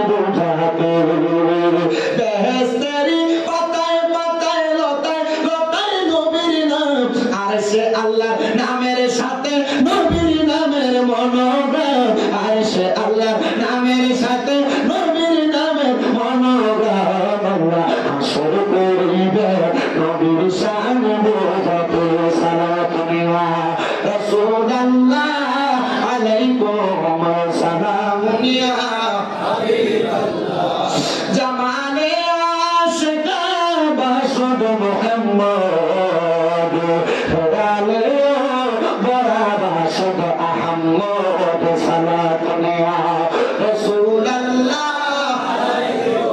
সালাম ইয়া এ মুসলমানেরা শুনো রে শুনো, ইমানদার বান্দার সামনে যখন আজরাইল ফেরেশতা আসবে, জান্নাতি আপেলটা যখন বান্দার সামনে ধরবে, বান্দার চোখটা খুইলা, ইমানদার তো খানার পাগল না, বান্দা তখন মুখ দিয়ে পড়বে লা ইলাহা ইল্লাল্লাহু মুহাম্মাদুর রাসূলুল্লাহ সাল্লাল্লাহু আলাইহি ওয়াসাল্লাম, জোরে বলে সুবহানাল্লাহ। ওই বান্দা যখন জবান দিয়ে বাতাসটা বের হবে, ওই বান্দার বাতাসের সাথে বান্দার রূহটা কবজ করা হবে। ইমানদার বান্দা মৃত্যুর কষ্ট টের পাবে না। আর ওই বান্দার রূহটা কবজ করার পরে আল্লাহ তাআলা ওই জান্নাতুল আদনের মধ্যে বান্দাকে দিবে। কিন্তু জানো, কোন বেঈমান, কোন হারামখোর, কোন সুদখোর, কোন পরের হক খানেওয়ালা, কোন বাদে মানুষ যদি মারা যায়, ওই ব্যক্তি মারা যাওয়ার সময় ওই বান্দার সামনে দুইটা ফেরেশতা আগমন করবে। কিন্তু ওই ফেরেশতারা ইমানদার বান্দার মতো আচরণ করবে না। ওই দুইটা ফেরেশতার চোখ থাকবে নীল রঙের। ওই নীল রঙওয়ালা ফেরেশতার চোখগুলা দেখা বেঈমান বান্দা, বেনামাজি বান্দা, হারামখোর বান্দা, সুদখোর বান্দা, ঘুষখোর বান্দা, পরের হক দখল করা, পরের হক মাইরা খাওয়া বান্দা, তখন আজরাইল এবং ওই দুই ফেরেশতার চেহারা দেখা, নীল চক্ষু দেখা বিছানার মধ্যে প্রস্রাব পায়খানা করে দিবে। এই যে এলাকার মানুষ মারা যাওয়ার সময় বিছানায় প্রস্রাব পায়খানা করে দেয়, এমনি করে না, মরণের কষ্ট সহ্য করতে না পারে প্রস্রাব পায়খানা করে। আই যে আমার বাবা, ও নবগ্রাম এলাকার বন্ধু, ও দরবারের আশিকিন জাকিরিনেরা, এবার ইমানদার বান্দার সামনে ওই ফেরেশতা আসার, বেঈমান বান্দার সামনে ফেরেশতাটা আসার পরে যখন বান্দা প্রস্রাব পায়খানা করে দেয়, এবার বান্দার সামনে আল্লাহর ফেরেশতা আজরাইল আলাইহিস সালাতু ওয়াস সালাম আগমন করে। আজরাইল যখন বান্দার সামনে আগমন করে, বান্দা তখন আজরাইলের দিকে তাকায়, বলার চেষ্টা করে, আজরাইল এখন আমার রূহ কবজ করবে না, আমি মরণের জন্য প্রস্তুতি গ্রহণ করি নাই। তখন ওই বান্দাটা জিহ্বাটা কামড় করে যায়। এই যে মানুষ জিহ্বায় কামড় দিয়ে মারা যায়, তার মানে বোঝা যায় আজরাইলের সঙ্গে কথা বলার সময় কোনো সুযোগ নেই, জিহ্বাটা দাঁতের মারির সঙ্গে কামড় করে যায়। আসে বলে আমার মরণে কতদিন বাকি আমি জানিলাম না গো আল্লাহ, মরণে কতদিন বাকি আমার, মরণের কতদিন বাকি আমি জানিলাম না গো আল্লাহ, মরণের কতদিন বাকি। হঠাৎ আজরাইল আসিয়া যেই দিন হস্তে দিব দড়ি, তখন আমার মনা বাই করবে লুকা চুরি, আমি বুঝিলাম না গো আল্লাহ, মরণের কতদিন বাকি আমার, মরণের কতদিন বাকি আমি জানিলাম না গো আল্লাহ, মরণের কতদিন বাকি। হায়াত হইল হাতে বাইরে, মর হইল পায়ে, যে জায়গায় যার মরণ লেখা সেই জায়গায় সে মরে, আমি বুঝিলাম না গো আল্লাহ, মরণের কতদিন বাকি আমার, মরণের কতদিন বাকি আমি জানিলাম না গো আল্লাহ, মরণের কতদিন বাকি। 30 পারা কোরআন বাইরে মনে রাখো তো, কোন জায়গায় কোন হরফ রেখা রাখিও প্রণয়, আমি বুঝিলাম না গো আল্লাহ, মরণের কতদিন বাকি আমরার, মরণের কতদিন বাকি আমরা বুঝিলাম না গো আল্লাহ, মরণের কতদিন। এ মুসলমান বান্দার, ওই বান্দা কথা বলার সময় বান্দার জিহ্বাটা কামড় করে যাবে। এবার আজরাইলকে বান্দার চোখের ইশারা দিয়ে বোঝানোর চেষ্টা করবে।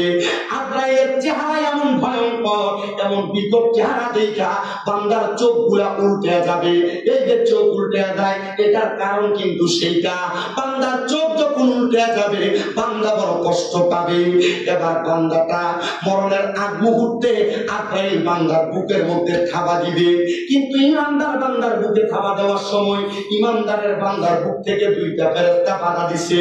বেঈমান বান্দার রূহ নেওয়ার সময় কেউ বাধা দিবে না। বেঈমান বান্দার বুকের মধ্যে হাতটা দেওয়ার সাথে সাথে আপনার আমার ঘাড়ের সারকগুলা ঠাস ঠাস করে ছিঁড়ে যাবে, হাতের রগগুলা ছিঁড়ে যাবে, পায়ের রগগুলা ছিঁড়ে যাবে। রগগুলা যখন ছিঁড়ে যাবে তখন আর আপনার আমার রক্ত চলাচল করতে পারবে না। ওই সময় আপনার আমার নাকে দিয়া মুখে দিয়া রক্ত বের হয়ে যাবে। চিন্তা করে দেখছনি মরার সময় মানুষের কেন নাকে মুখে দিয়া রক্ত বের হয়? ও আল্লাহ, এমন কষ্ট আমরা পায়া মরতে চাই না। বলে এই জায়গার মধ্যে শেষ না রে। এবার বান্দার রূহ যখন কবজ করবে, নবী ইদ্রিস আলাইহিস সালাতু ওয়াস সালাম বলতেছে, একটা জীবিত মানুষের শরীর থেকে যখন রূহ কবজ করা হয়, একটা জীবিত বকরিকে টাইনা টাইনা চামড়াটা ছিঁড়া ফেললে ওই বকরি যত কষ্ট পায়, একটা বান্দার শরীর থেকে রূহটা কবজ করার সময় বান্দা তেমন কষ্ট পায়। হায় রে, এমন কষ্ট পায় যদি তুমি মারা যাও, তোমার এই কষ্টটা দুনিয়ার মানুষ দেখবে, তোমার মুখের মধ্যে নাকের মধ্যে রক্ত দেখা বলবে মনে হয় বেঈমান হয়ে মারা গেছে। চোখ উল্টে দিলে, জিহ্বায় কামড় দিলে মানুষ মনে করবে মনে হয় বেঈমান হয়ে মারা গেছে। ও আল্লাহ, এই জায়গার মধ্যে কি বেঈমান বান্দার লাঞ্ছনা শেষ? কয় না না না, বেঈমান বান্দা যখন মারা যায়, বেঈমান বান্দার রূহটা যখন কবজ কইরা ফেরেশতারা উপরের দিকে নিয়ে যায়, আজরাইল ফেরেশতা নাকের মধ্যে একটা কাপড় দিয়া ঢাকনা দেয়। নাকের মধ্যে কাপড় দিয়া ঢাকনা দেওয়ার সাথে সাথে ওই রূহ আজরাইলকে ডাক দিয়ে বলে, রে আজরাইল, আমার এত তাড়াতাড়ি কোথায় নিয়ে যাও? আমার যত তাড়াতাড়ি নিয়ে যাইবা আল্লাহ আমার তত কষ্ট দিবে, তত আযাব দিবে। আমার এত তাড়াতাড়ি নিয়ে যাও না। এবার রূহটা যখন নিয়ে যাবে, আল্লাহ তাআলা আসমান পর্যন্ত অসংখ্য ফেরেশতারা আসমান পর্যন্ত দাঁড়ায় থাকবে। ফেরেশতারা বেঈমান বান্দা, হারামখোর বান্দা, সুদখোর বান্দা, পরের হক মাইরা খানেওয়ালা বান্দা রূহটার দিকে তাকায়া তাকায়া তারা থু থু বলে থু থু নিক্ষেপ করবে। সুবহানাল্লাহ কয় আলহামদুলিল্লাহ। বেঈমানের কথা বলছি, হারামখোরের কথা বলছি, নবগ্রামের যত সুদখোর আছে এর কথা বলছি, যত ঘুষখোর আছে এগুলোর কথা বলছি, নেশার দ্রব্যের ব্যবসা করে এগুলোর কথা বলছি। আমার পর ফেরেশতারা থু থু দিবে এগুলোর মুখের উপরে।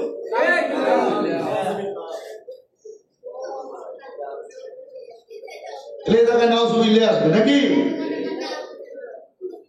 শুধু কষ্টটা এমন হবে না, আসমানের প্রথম দ্বারের ফেরেশতারা থুতু দিবে।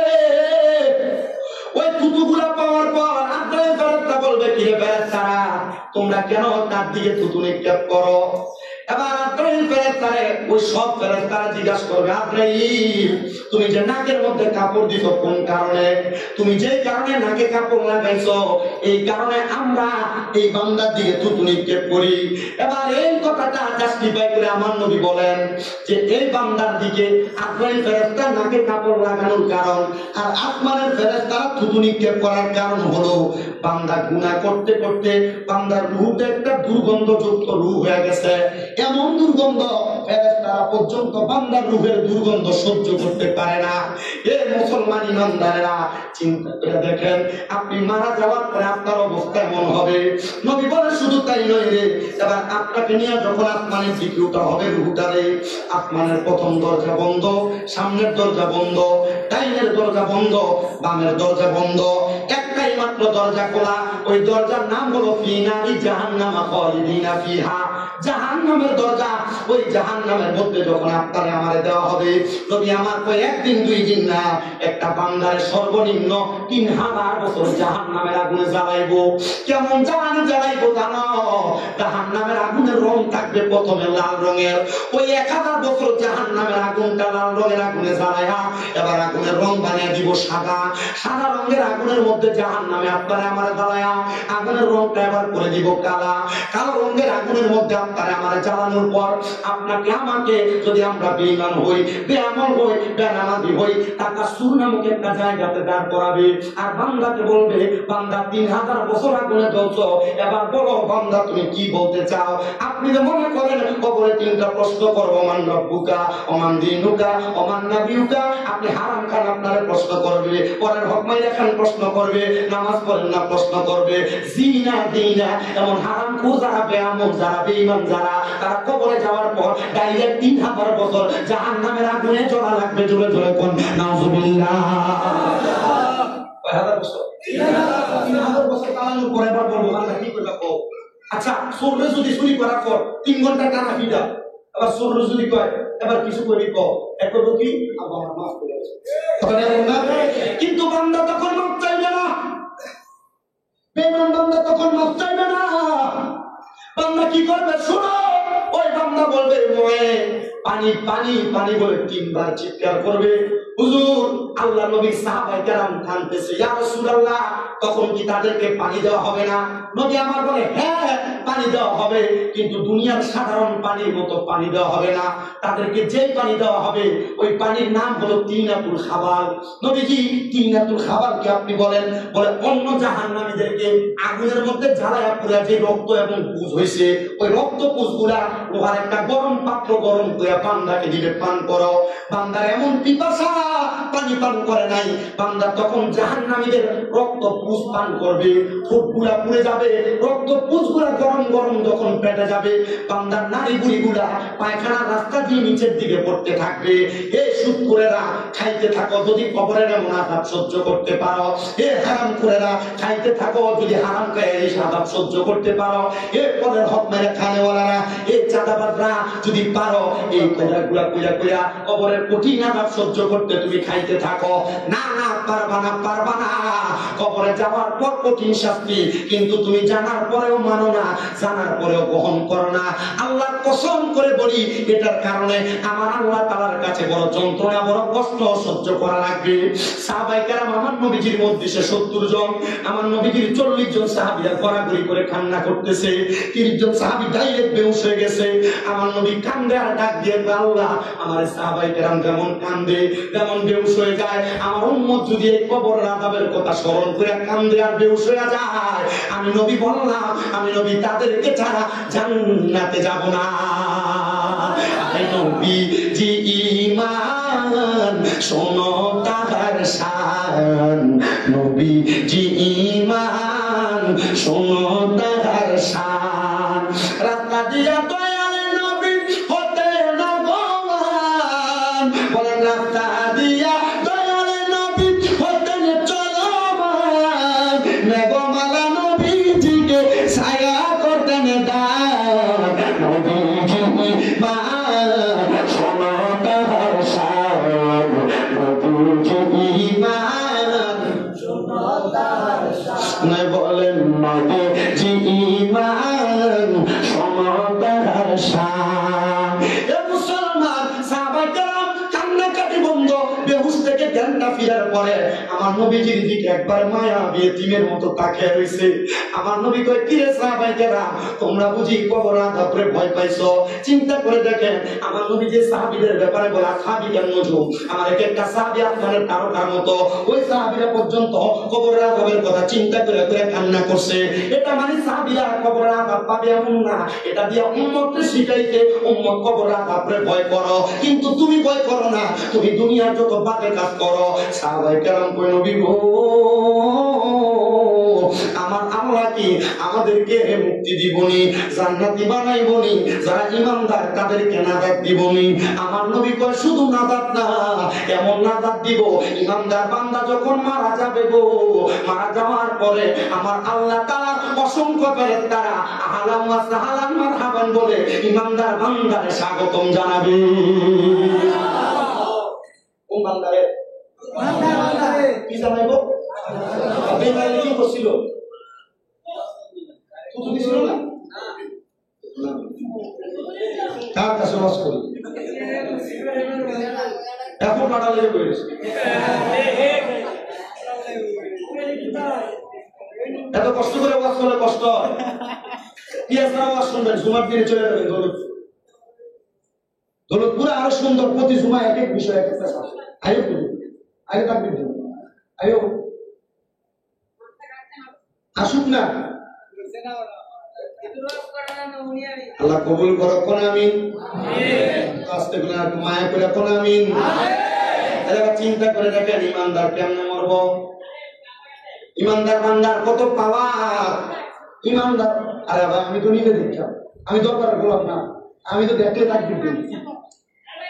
নারে তাকবীর, নারে রিসালাত, নারে পাক পাঞ্জাতন, নারে গাউসিয়া, পবিত্র ঈদে মিলাদুন নবী, পবিত্র ঈদে মাজিউন নবী, শামুল কেবলার আগমন, ফলারতি দিন আগমন, সৈয়দ গোলাম মোহাম্মদ আব্দুল কাদের কাউকাব পীর শামুল কেবলার আগমন।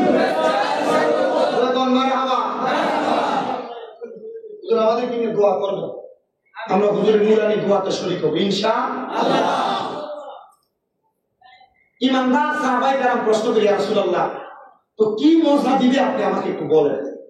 তো নবীজি বলতেছেন সুস্বাগতম জানাবে। কি স্বাগত? সুস্বাগত। বেঈমানরা কি করছিল? এটা যেটা করতেছেন আর বলতেছেন, এটা তো আপনার মাথা সেটা মারে, সুদ খাইলে আর ঘুষ খাইলে, পর হক মারে খাইলে, গুনাহ করলে, নামাজ না পড়লে, মানুষের লোক মিথ্যা কথা কইলে, তার মানে বুঝাতে আল্লাহ কবর আমার এই শাস্তিগুলো দিবে, তার মানে আমি এগুলো করবো না। কথা ঠিক আছে না? আমি তো এখন আর সুদের ওয়াজ বাংলার মুসলমানের কোনো বিয়ে করে না, কারণ হ্যাঁ সুদখোরের ওয়াজ করলে চিন্তা করতেছে আমরা যদি ধরে নিয়ে থাকা, ঠিক আছে না? আল্লাহ এই মৌলবী সাহেবদের থেকে আমাদেরকে হেফাজত করে। মৌলবীরা ডলা খেয়ে কারা ফলায়, কিন্তু আমরা আল্লাহ আল্লাহ রসুলের গোলাম, যারা দরবারে শাহপুর, দরবারে নাজিপুরি এবং বিভিন্ন মাসায় খাজা পীর মাসাইকদের গোলামিতে আমরা লিপ্ত। আমরা কখনো বিভিন্ন দেশের ডলারের কাছে বেচা হবো না, কারণ আমরা জানি আমরা দুনিয়ার টাকা পয়সা কম পাইলেও মদিনাওয়ালা আমাদেরকে কবরে যাওয়ার পর উম্মত বলে কর্মবার করবে। মদিনাওয়ালা কর্মবার জানতে চাই না? ইমানদার কি হন? ইমানদার হলে অন্তরে কার ভালোবাসা লাগবে? আল্লাহ এবং আল্লাহ রাসূলের। আর আল্লাহ রাসূলের ভালোবাসা থাকলে কি খাওয়াইবো? কাউসারের পানি। বুঝে গেছেন আওয়াজ? আমার মুসলমান ইমানদার শুনেন না বাবা, ইমানদার বান্দা যখন ইন্তেকাল করবে স্বাগতম জানাবে। আমরা যখন কবরে রাখি, কবর কয় হাত? 3.5 হাত কবর। কবরে যখন রাখেন, পুরুষ মানুষ হলে কাপড় 3টা, নারী মানুষ হলে 5টা। ওই কবরের মধ্যে লেপ, তোষক, বালিশ, জাজিম কোনো কিছু দেন? কথা কন্যা দেন? আল্লাহর নবী কয়, কোন ইমানদার যদি মারা যায়, ইমানদারের কবরে জান্নাতি বিছানা বিছিয়ে দিবে। জোরে বলেন সুবহানাল্লাহ। নারে তাকবীর, আল্লাহু আকবার, নারে রিসালাত, নারে পাক পাঞ্জাতন, নারে গাউসিয়া, আহলে সুন্নাত ওয়াল জামাত, পবিত্র ঈদে মিলাদুন নবী, পবিত্র ঈদে মাজিউন নবী, জিন্দাবাদ জিন্দাবাদ। হুজুর কেবলার আগমন, শুভেচ্ছায় স্বাগতম। প্রধান অতিথি আগমন, শুভেচ্ছায় স্বাগতম। নবগ্রামবাসীর পক্ষ থেকে লাল গোলাপ শুভেচ্ছা। সৈয়দ গোলাম মোহাম্মদ আব্দুল কাদের কাউকাব পীর সাহেব হুজুরের আগমন, শুভেচ্ছায় স্বাগতম। নারে তাকবীর, আল্লাহু আকবার, নারে রিসালাত, ইয়া রাসূলুল্লাহ, নারে গাউসিয়া, ইয়া গাউসুল আজম। শাহপুর দরবার শরীফ জিন্দাবাদ জিন্দাবাদ। বাত রাসূল বাত খুদা জিন্দাবাদ জিন্দাবাদ। বাত রাসূল বাত খুদা জিন্দাবাদ জিন্দাবাদ। সৈয়দ গোলাম মোহাম্মদ আব্দুল কাদের কাউকাব কাদরি পীর সাহেব হুজুরের আগমন, শুভেচ্ছায় স্বাগতম। নবগ্রামবাসীর পক্ষ থেকে লাল গোলাপ শুভেচ্ছা। শাহপুর দরবার শরীফ জিন্দাবাদ জিন্দাবাদ। নারে তাকবীর, আল্লাহু আকবার, নারে রিসালাত, ইয়া রাসূলুল্লাহ, নারে পাক পাঞ্জাতন, ইয়া পাক পাঞ্জাতন। সবাই বলি মারহাবা মারহাবা।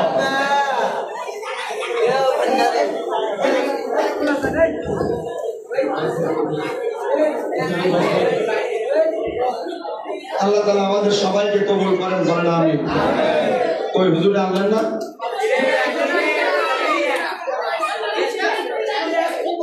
বিশ্রাম হইলে হুজুরে নিয়ে ঢুকে বিশ্রাম করে, তাকবীর দিয়ে কথা না কেন?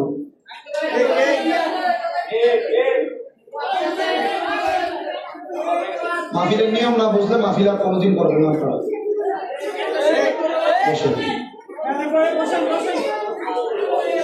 সবাই দুরূদ শরীফ পড়েন, সালাতুন ইয়া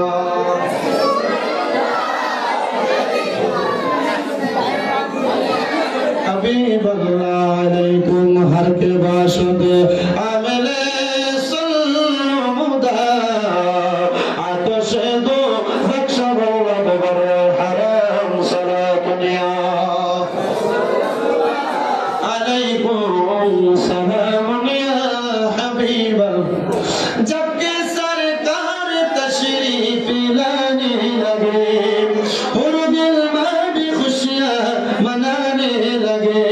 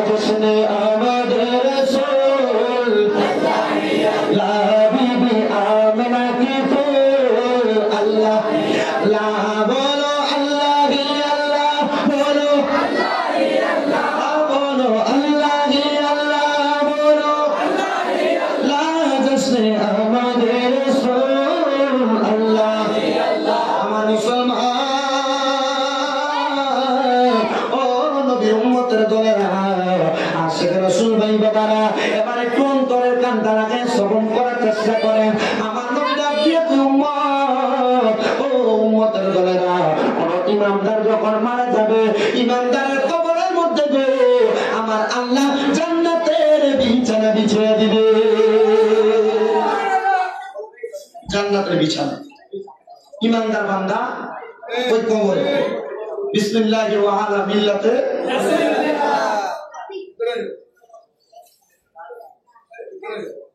বিসমিল্লাহি ওয়া আলা মিল্লাতে কবরে রাখবে। বান্দাকে যখন কবরে রাখবে, রাখার সাথে সাথে বান্দার কবরে চাটাই বাঁশগুলা দেওয়ার পর হাতে মাটিগুলা নিয়ে মিনহা ওয়াফিহা ওয়া মিনহা তারাতান উখরা বান্দার কবরের মধ্যে যখন রাখা হবে, ওই বান্দার কবরের মধ্যে রাখার পর যখন মাটিগুলা দেওয়া হবে, কোন হেরোজিন লাইট, কোন মোমবাতি, কোন এনার্জি লাইট কবরে দেওয়া হয়? কোন কিছু দেওয়া হয় না।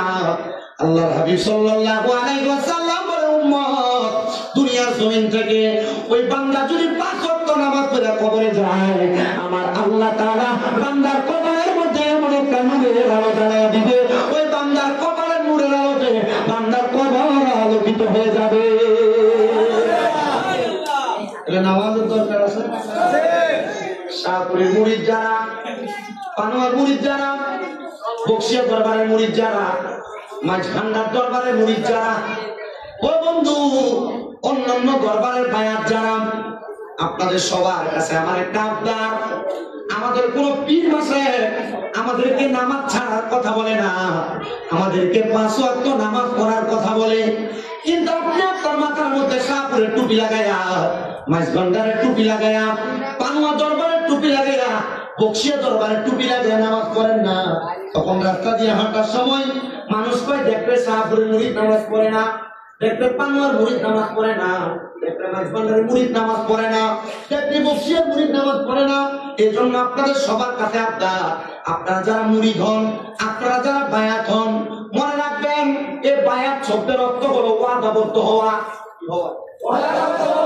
আবার জবাব দিবেন, বায়াত শব্দের অর্থ ওয়াদাবদ্ধ হওয়া। এবার বলেন বায়াত শব্দের অর্থ কি? তো বন্ধু, এই বায়াতের ওয়াজ করতে গেলে আমার গাউসে পাকের একটা সুন্দর ঘটনা বলা লাগবে। আপনারা হুজুর কেবলায় আসার আগ পর্যন্ত একটু মনোযোগ দিয়ে শুনবেন। এখন থেকে হুজুর কেবলাকে গেইতে দেখার আগে আর তাকবীর চলবে না, কারণ বাবা মনে রাখবেন, যারা উলামায়ে কেরাম, যারা আউলিয়া কেরাম, এদের একটা সম্মান আছে, ইজ্জত আছে, আমরা ওনাদেরকে সম্মান করব। আপনি সাধারণ পাবলিক হইয়া আলেম উলামা পীর মাশায়েখকে সম্মান আমারে শিখানো লাগবে না। বুঝতে পারছেন আপনারা? আমি আমার বহু মাহফিলের রিশতেদারের মধ্যে বসে বহু ফজলা চেয়ারম্যানের বিয়ার যদি বসি, চেয়ারম্যানের মেম্বারের গতকালকে বাম দিকে বসে ইচ্ছা মতো বসছি। কারণ কি?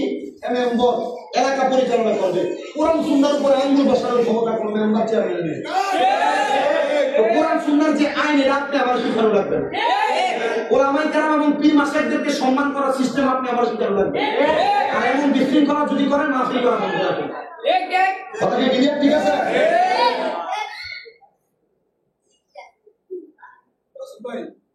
বায়াতে রাসূল গ্রহণ করা, যে বায়াতে রাসূল গ্রহণ করা, বায়াত শব্দের অর্থ হলো কি বলতে হওয়া। আপনারা কারা কারা বায়াত হইছেন হাত তোলেন। মুড়ি দিয়েছেন দেখে অল্প কয়েছে হাত নামান। এ বাবা, যারা ছোট ছোট বাচ্চা আছে, যারা যুবক আছে, তাড়াতাড়ি তোমরা বায়াত গ্রহণ করো।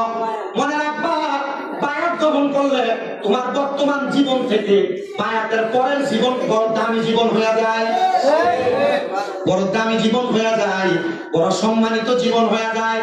আমার হুজুর বড় পীর গৌসে পাক আব্দুল কাদের জিলানী আল গিলানী রাদিয়াল্লাহু তাআলা আনহু বলেন, আমি গৌসে পাক একদিন দুই দিন না, আমি গৌসে পাক আব্দুল কাদের জিলানী, আমি আমার সারাটা জীবনের জিন্দেগিতে আমি একটা ইবাদত করেছি, যে ইবাদত দিয়া আমি আল্লাহ পর্যন্ত পৌঁছাইছি। হে হুজুর বড় পীর গৌসে পাক আব্দুল কাদের জিলানী, আপনি বলেন না, আপনি আপনার জীবনে আপনি এমন কোন ইবাদত করছেন যে ইবাদতের কারণে আপনি আল্লাহ পর্যন্ত পৌঁছাইছেন?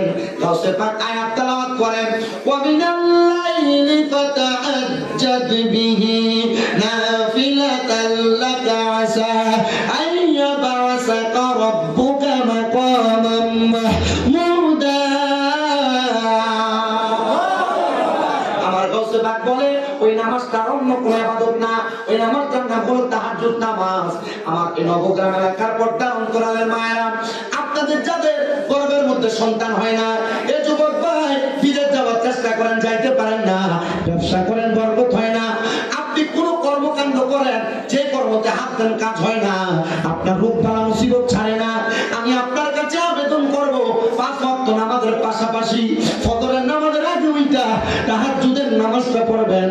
দেখবেন তাহাজ্জুদ নামাজের উসিলায় আমার আল্লাহ তাআলা আপনার সব সমস্যার সমাধান করে দিবে। জোরে শুনে পড়ি সুবহানাল্লাহ। মুসলমান যে কিতাবের মধ্যে 288 জন আল্লাহর ওলির জীবনী লেখা, আমি সবগুলো আল্লাহর ওলির জীবনী পড়ে দেখলাম। প্রত্যেকটা আল্লাহর ওলি আল্লাহর বন্ধু হইছে একটা ইবাদত বেশি কইরা, ওই ইবাদতের নাম হলো তাহাজ্জুদের নামাজ। হুজুর বলতে বলে, আমি একদিন রাত্রবেলা তাহাজ্জুদের নামাজ পড়ার জন্য, ওযু করার জন্য আমি যখন আমার কূপের মধ্যে গেলাম, কূপের মধ্যে যাওয়ার পর আমি ফিরে আসার সময় দেখলাম একটা লোক, বড় সুন্দর চেহারা, আমার ঘরের মধ্য থেকে চোরের মতো বের হয়। গাউসে পাক বলেন, আমি বড় অবাক হয়ে গেলাম। আমি তার চেহারার দিকে তাকাইলাম, আমি তার প্রশ্ন করলাম, আপনি কে? উনি আবার বলে, হুজুর আব্দুল কাদের জিলানী, আমি আসছিলাম আব্দুল কাদের জিলানী আপনার কাছে বায়াত গ্রহণ করার জন্য। হুজুর কয়, তাহলে যাও, কই বায়াত হয়ে যাও। হুজুর আজকে দেখা গেলাম, আমি আজকে বায়াত হবো না, আরেকদিন এসে আপনার কাছে বায়াত হবো, আজকে আমি অপবিত্র। হুজুর আব্দুল কাদের জিলানী বলেন, যেহেতু তুমি অপবিত্র, যাও যাও এই পুকুরের মধ্যে গোসল কইরা, আমি গাউসে পাকের একটা পাঞ্জাবি লাগায়া, আমি গাউসে পাকের একটা পাগড়ি লাগায়া, তারপর বায়াত গ্রহণ করো। চিন্তা করবো, চুরি করতে আইলাম আর আমার গোসল করতে বায়াত হয়ে যাও। গাউসে পাকের পাঞ্জাবি আর টুপি পইরা সুন্দর করে ওযু করে গাউসে পাকের সামনে, হুজুর গাউসে পাক আব্দুল কাদের জিলানী ডাক দিয়ে কয়, বাবা তুমি আমার কাছে বায়াত নিবা? বলে, হ্যাঁ। বায়াতের অর্থ কি বলছিলাম? এই আপনারা যারা যুবক ভাই আছেন, ছোট মানুষ আছেন, এই কথাটা একটা স্বভাব দেন, আবার কোন তো কি হওয়া। গাউসে পাক কয়, বাবা তুমি আমার কাছে বায়াত গ্রহণ করো, ডান হাতে শাহাদাত আঙ্গুলটা এভাবে দাও। গাউসে পাকের সামনে দেখতে হাতটা এভাবে দিলেন, গাউসে পাকের ডান হাতটা তার হাতের উপরে রাখলেন। গাউসে পাক বলেন, তুমি এই মুহূর্তে আমার কাছে বলো, আমি বায়াত গ্রহণ করতেছি দুইটা বিষয়ের উপর। বলে আমি বায়াত গ্রহণ করতেছি দুইটা বিষয়ের উপর। এক নাম্বার, আমি কোনোদিন মিথ্যা কথা বলবো না।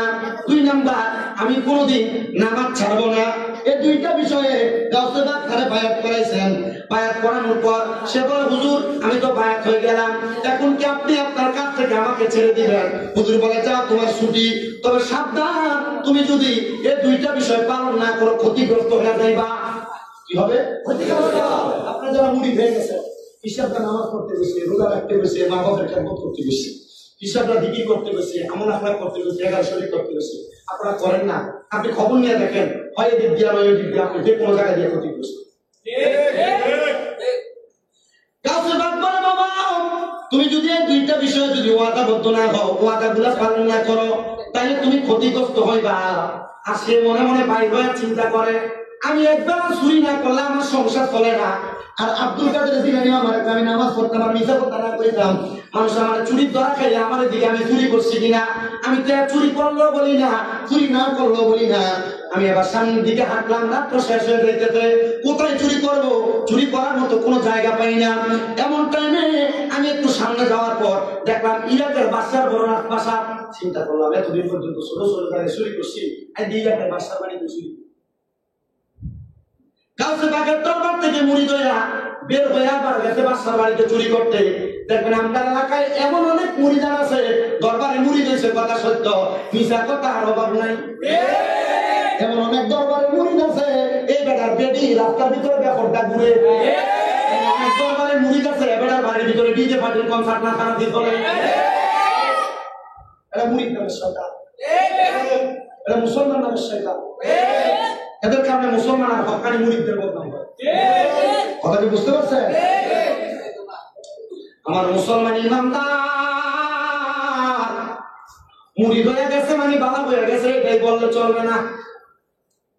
মুরিদ হয়ে গেছে মানে ভালো হয়ে গেছে, এটা তো বললে এটার ভিতরে শয়তান থাকতে পারে। কেমন শয়তান থাকে দেখেন।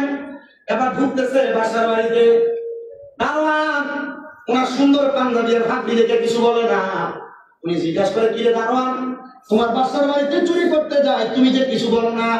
দারোয়ান, আপনার এত সুন্দর পোশাক আর পাঞ্জাবি, আপনি আমার কোনো চুরি করতে যান, আপনি মনে হয় বাসার কোনো দোস্ত হবেন, এজন্য আপনি আমার সাথে একটু মস্কারি করেন। আমরা সমাজে পাঞ্জাবি আর টুপি লাগাইয়া সুদের ব্যবসা করে, কোষের ব্যবসা করে, পরের হক মেরে খায়, এমন টুপিওয়ালা দাড়িওয়ালা আছে না নাই? এটা লেবাস, এটা কি এটা সাইনবোর্ড বানায়া ব্যবসা চালায়। চিন্তা করতে বেদিকে যা ঘুরে দিয়ে ঘুরে।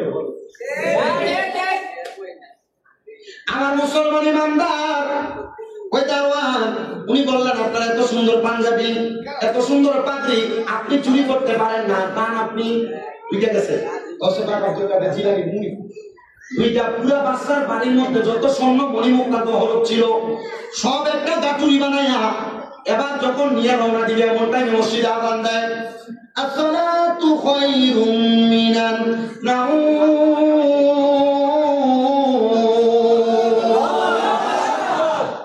চিন্তা করলে এখন যদি বাইর হই আর কেউ যদি নামাজ পড়তে বাইর হয়, আমাদের যদি ফুটতে ফিরাতে পাশাল উঠাই নেই, একটু অপেক্ষা করি, আযানটা শেষ হোক, নামাজি মসজিদে ঢুকো, তারপরে বের হই।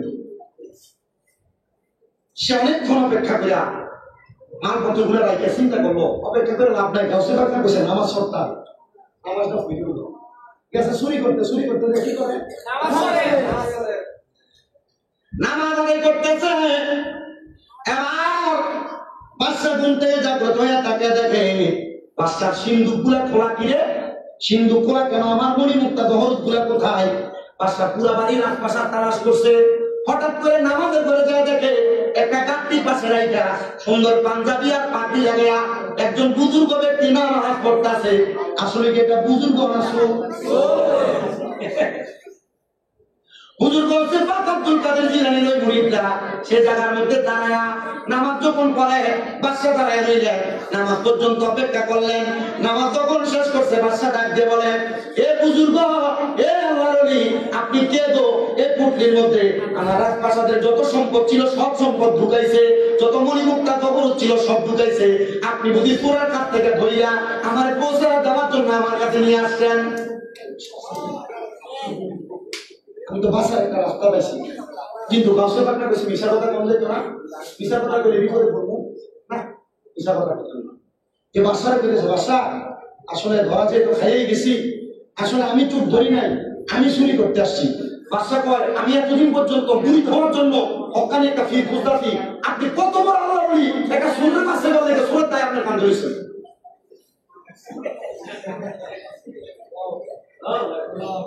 সুরের পাশে গেলে সুরের দায় আসলে কি সুরের দায় কান ধরেছেন, আসলে এটাই সুর।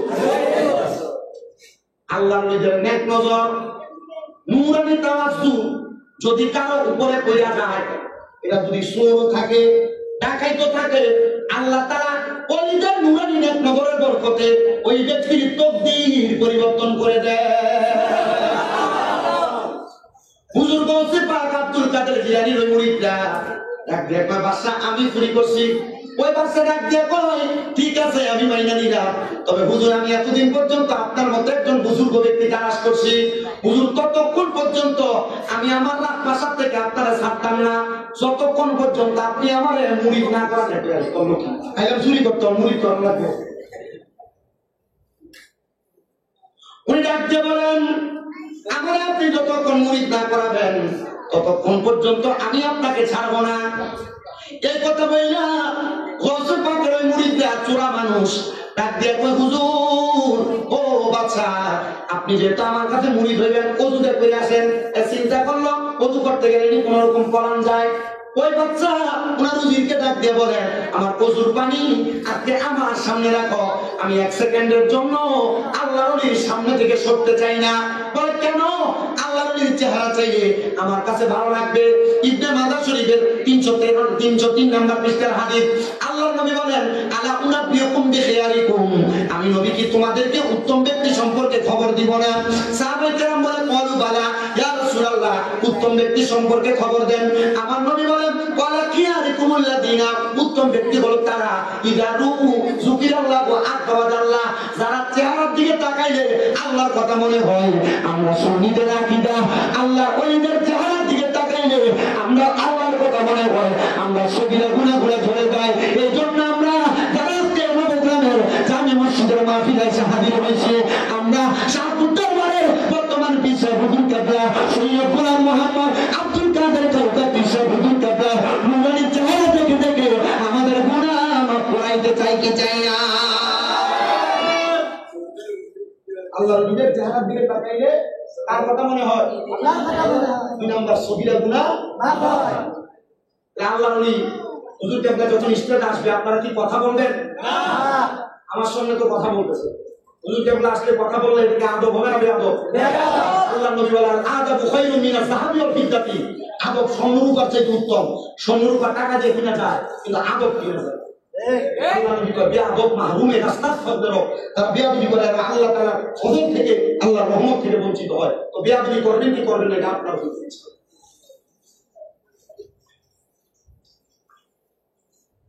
এবারে বাদশা হুজুরের সামনে নিজে নিজে ওযু বানাইলেন।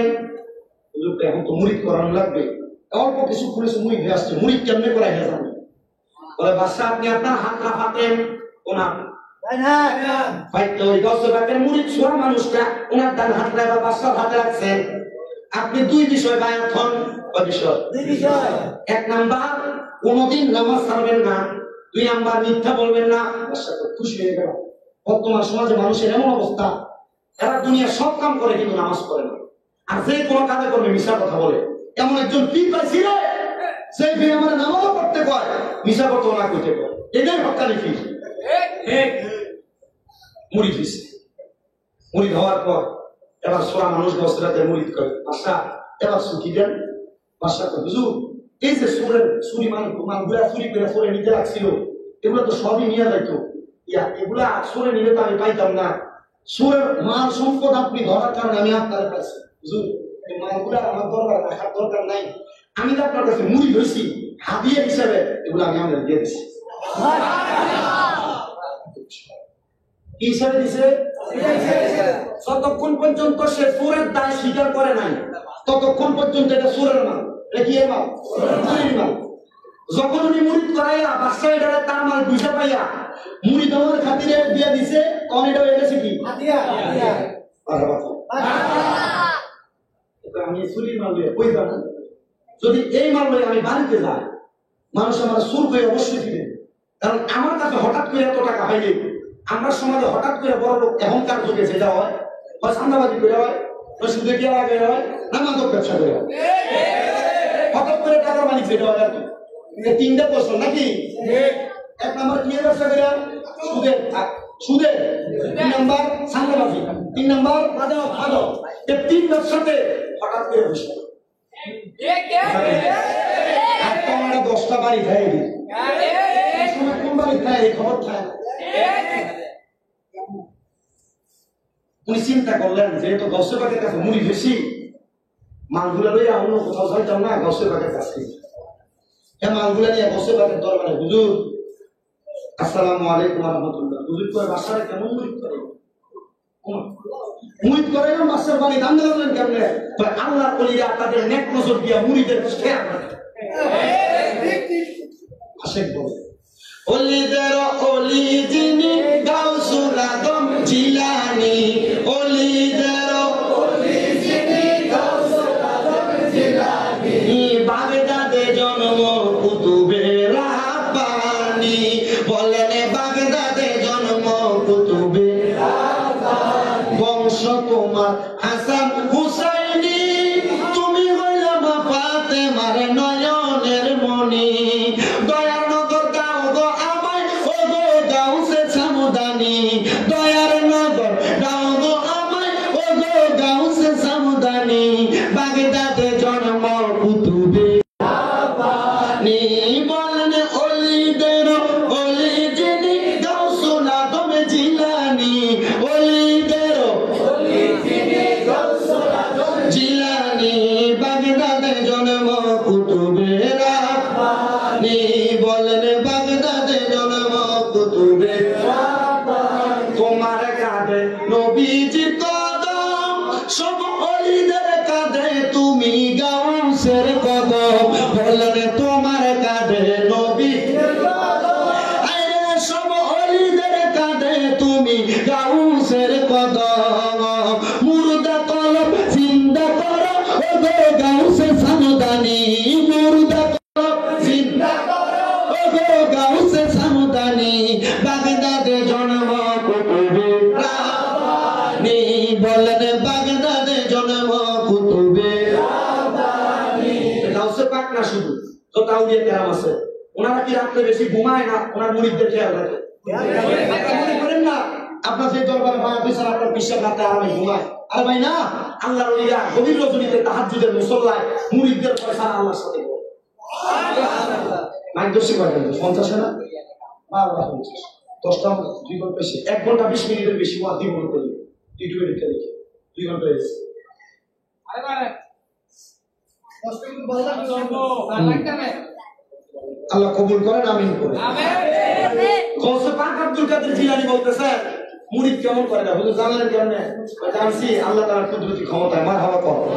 নারে তাকবীর, আল্লাহু আকবার। নারে রিসালাত, নারে পাক পাঞ্জাতন, বায়াতে রাসূল, বায়াতে খোদা, খোদা নবীজির আগমন। শাহপুর দরবার শরীফ, শাহপুর দরবার শরীফ। সৈয়দ গোলাম মোহাম্মদ আব্দুল কাদের কালকা পিছে হুজুর আপনার আগমন। নবগ্রামবাসীর পক্ষ থেকে নারে তাকবীর, নারে রিসালাত। আসসালামু আলাইকুম। সবাই মোহাম্মদের আওয়াজে বলি আলহামদুলিল্লাহ। ইয়া নবী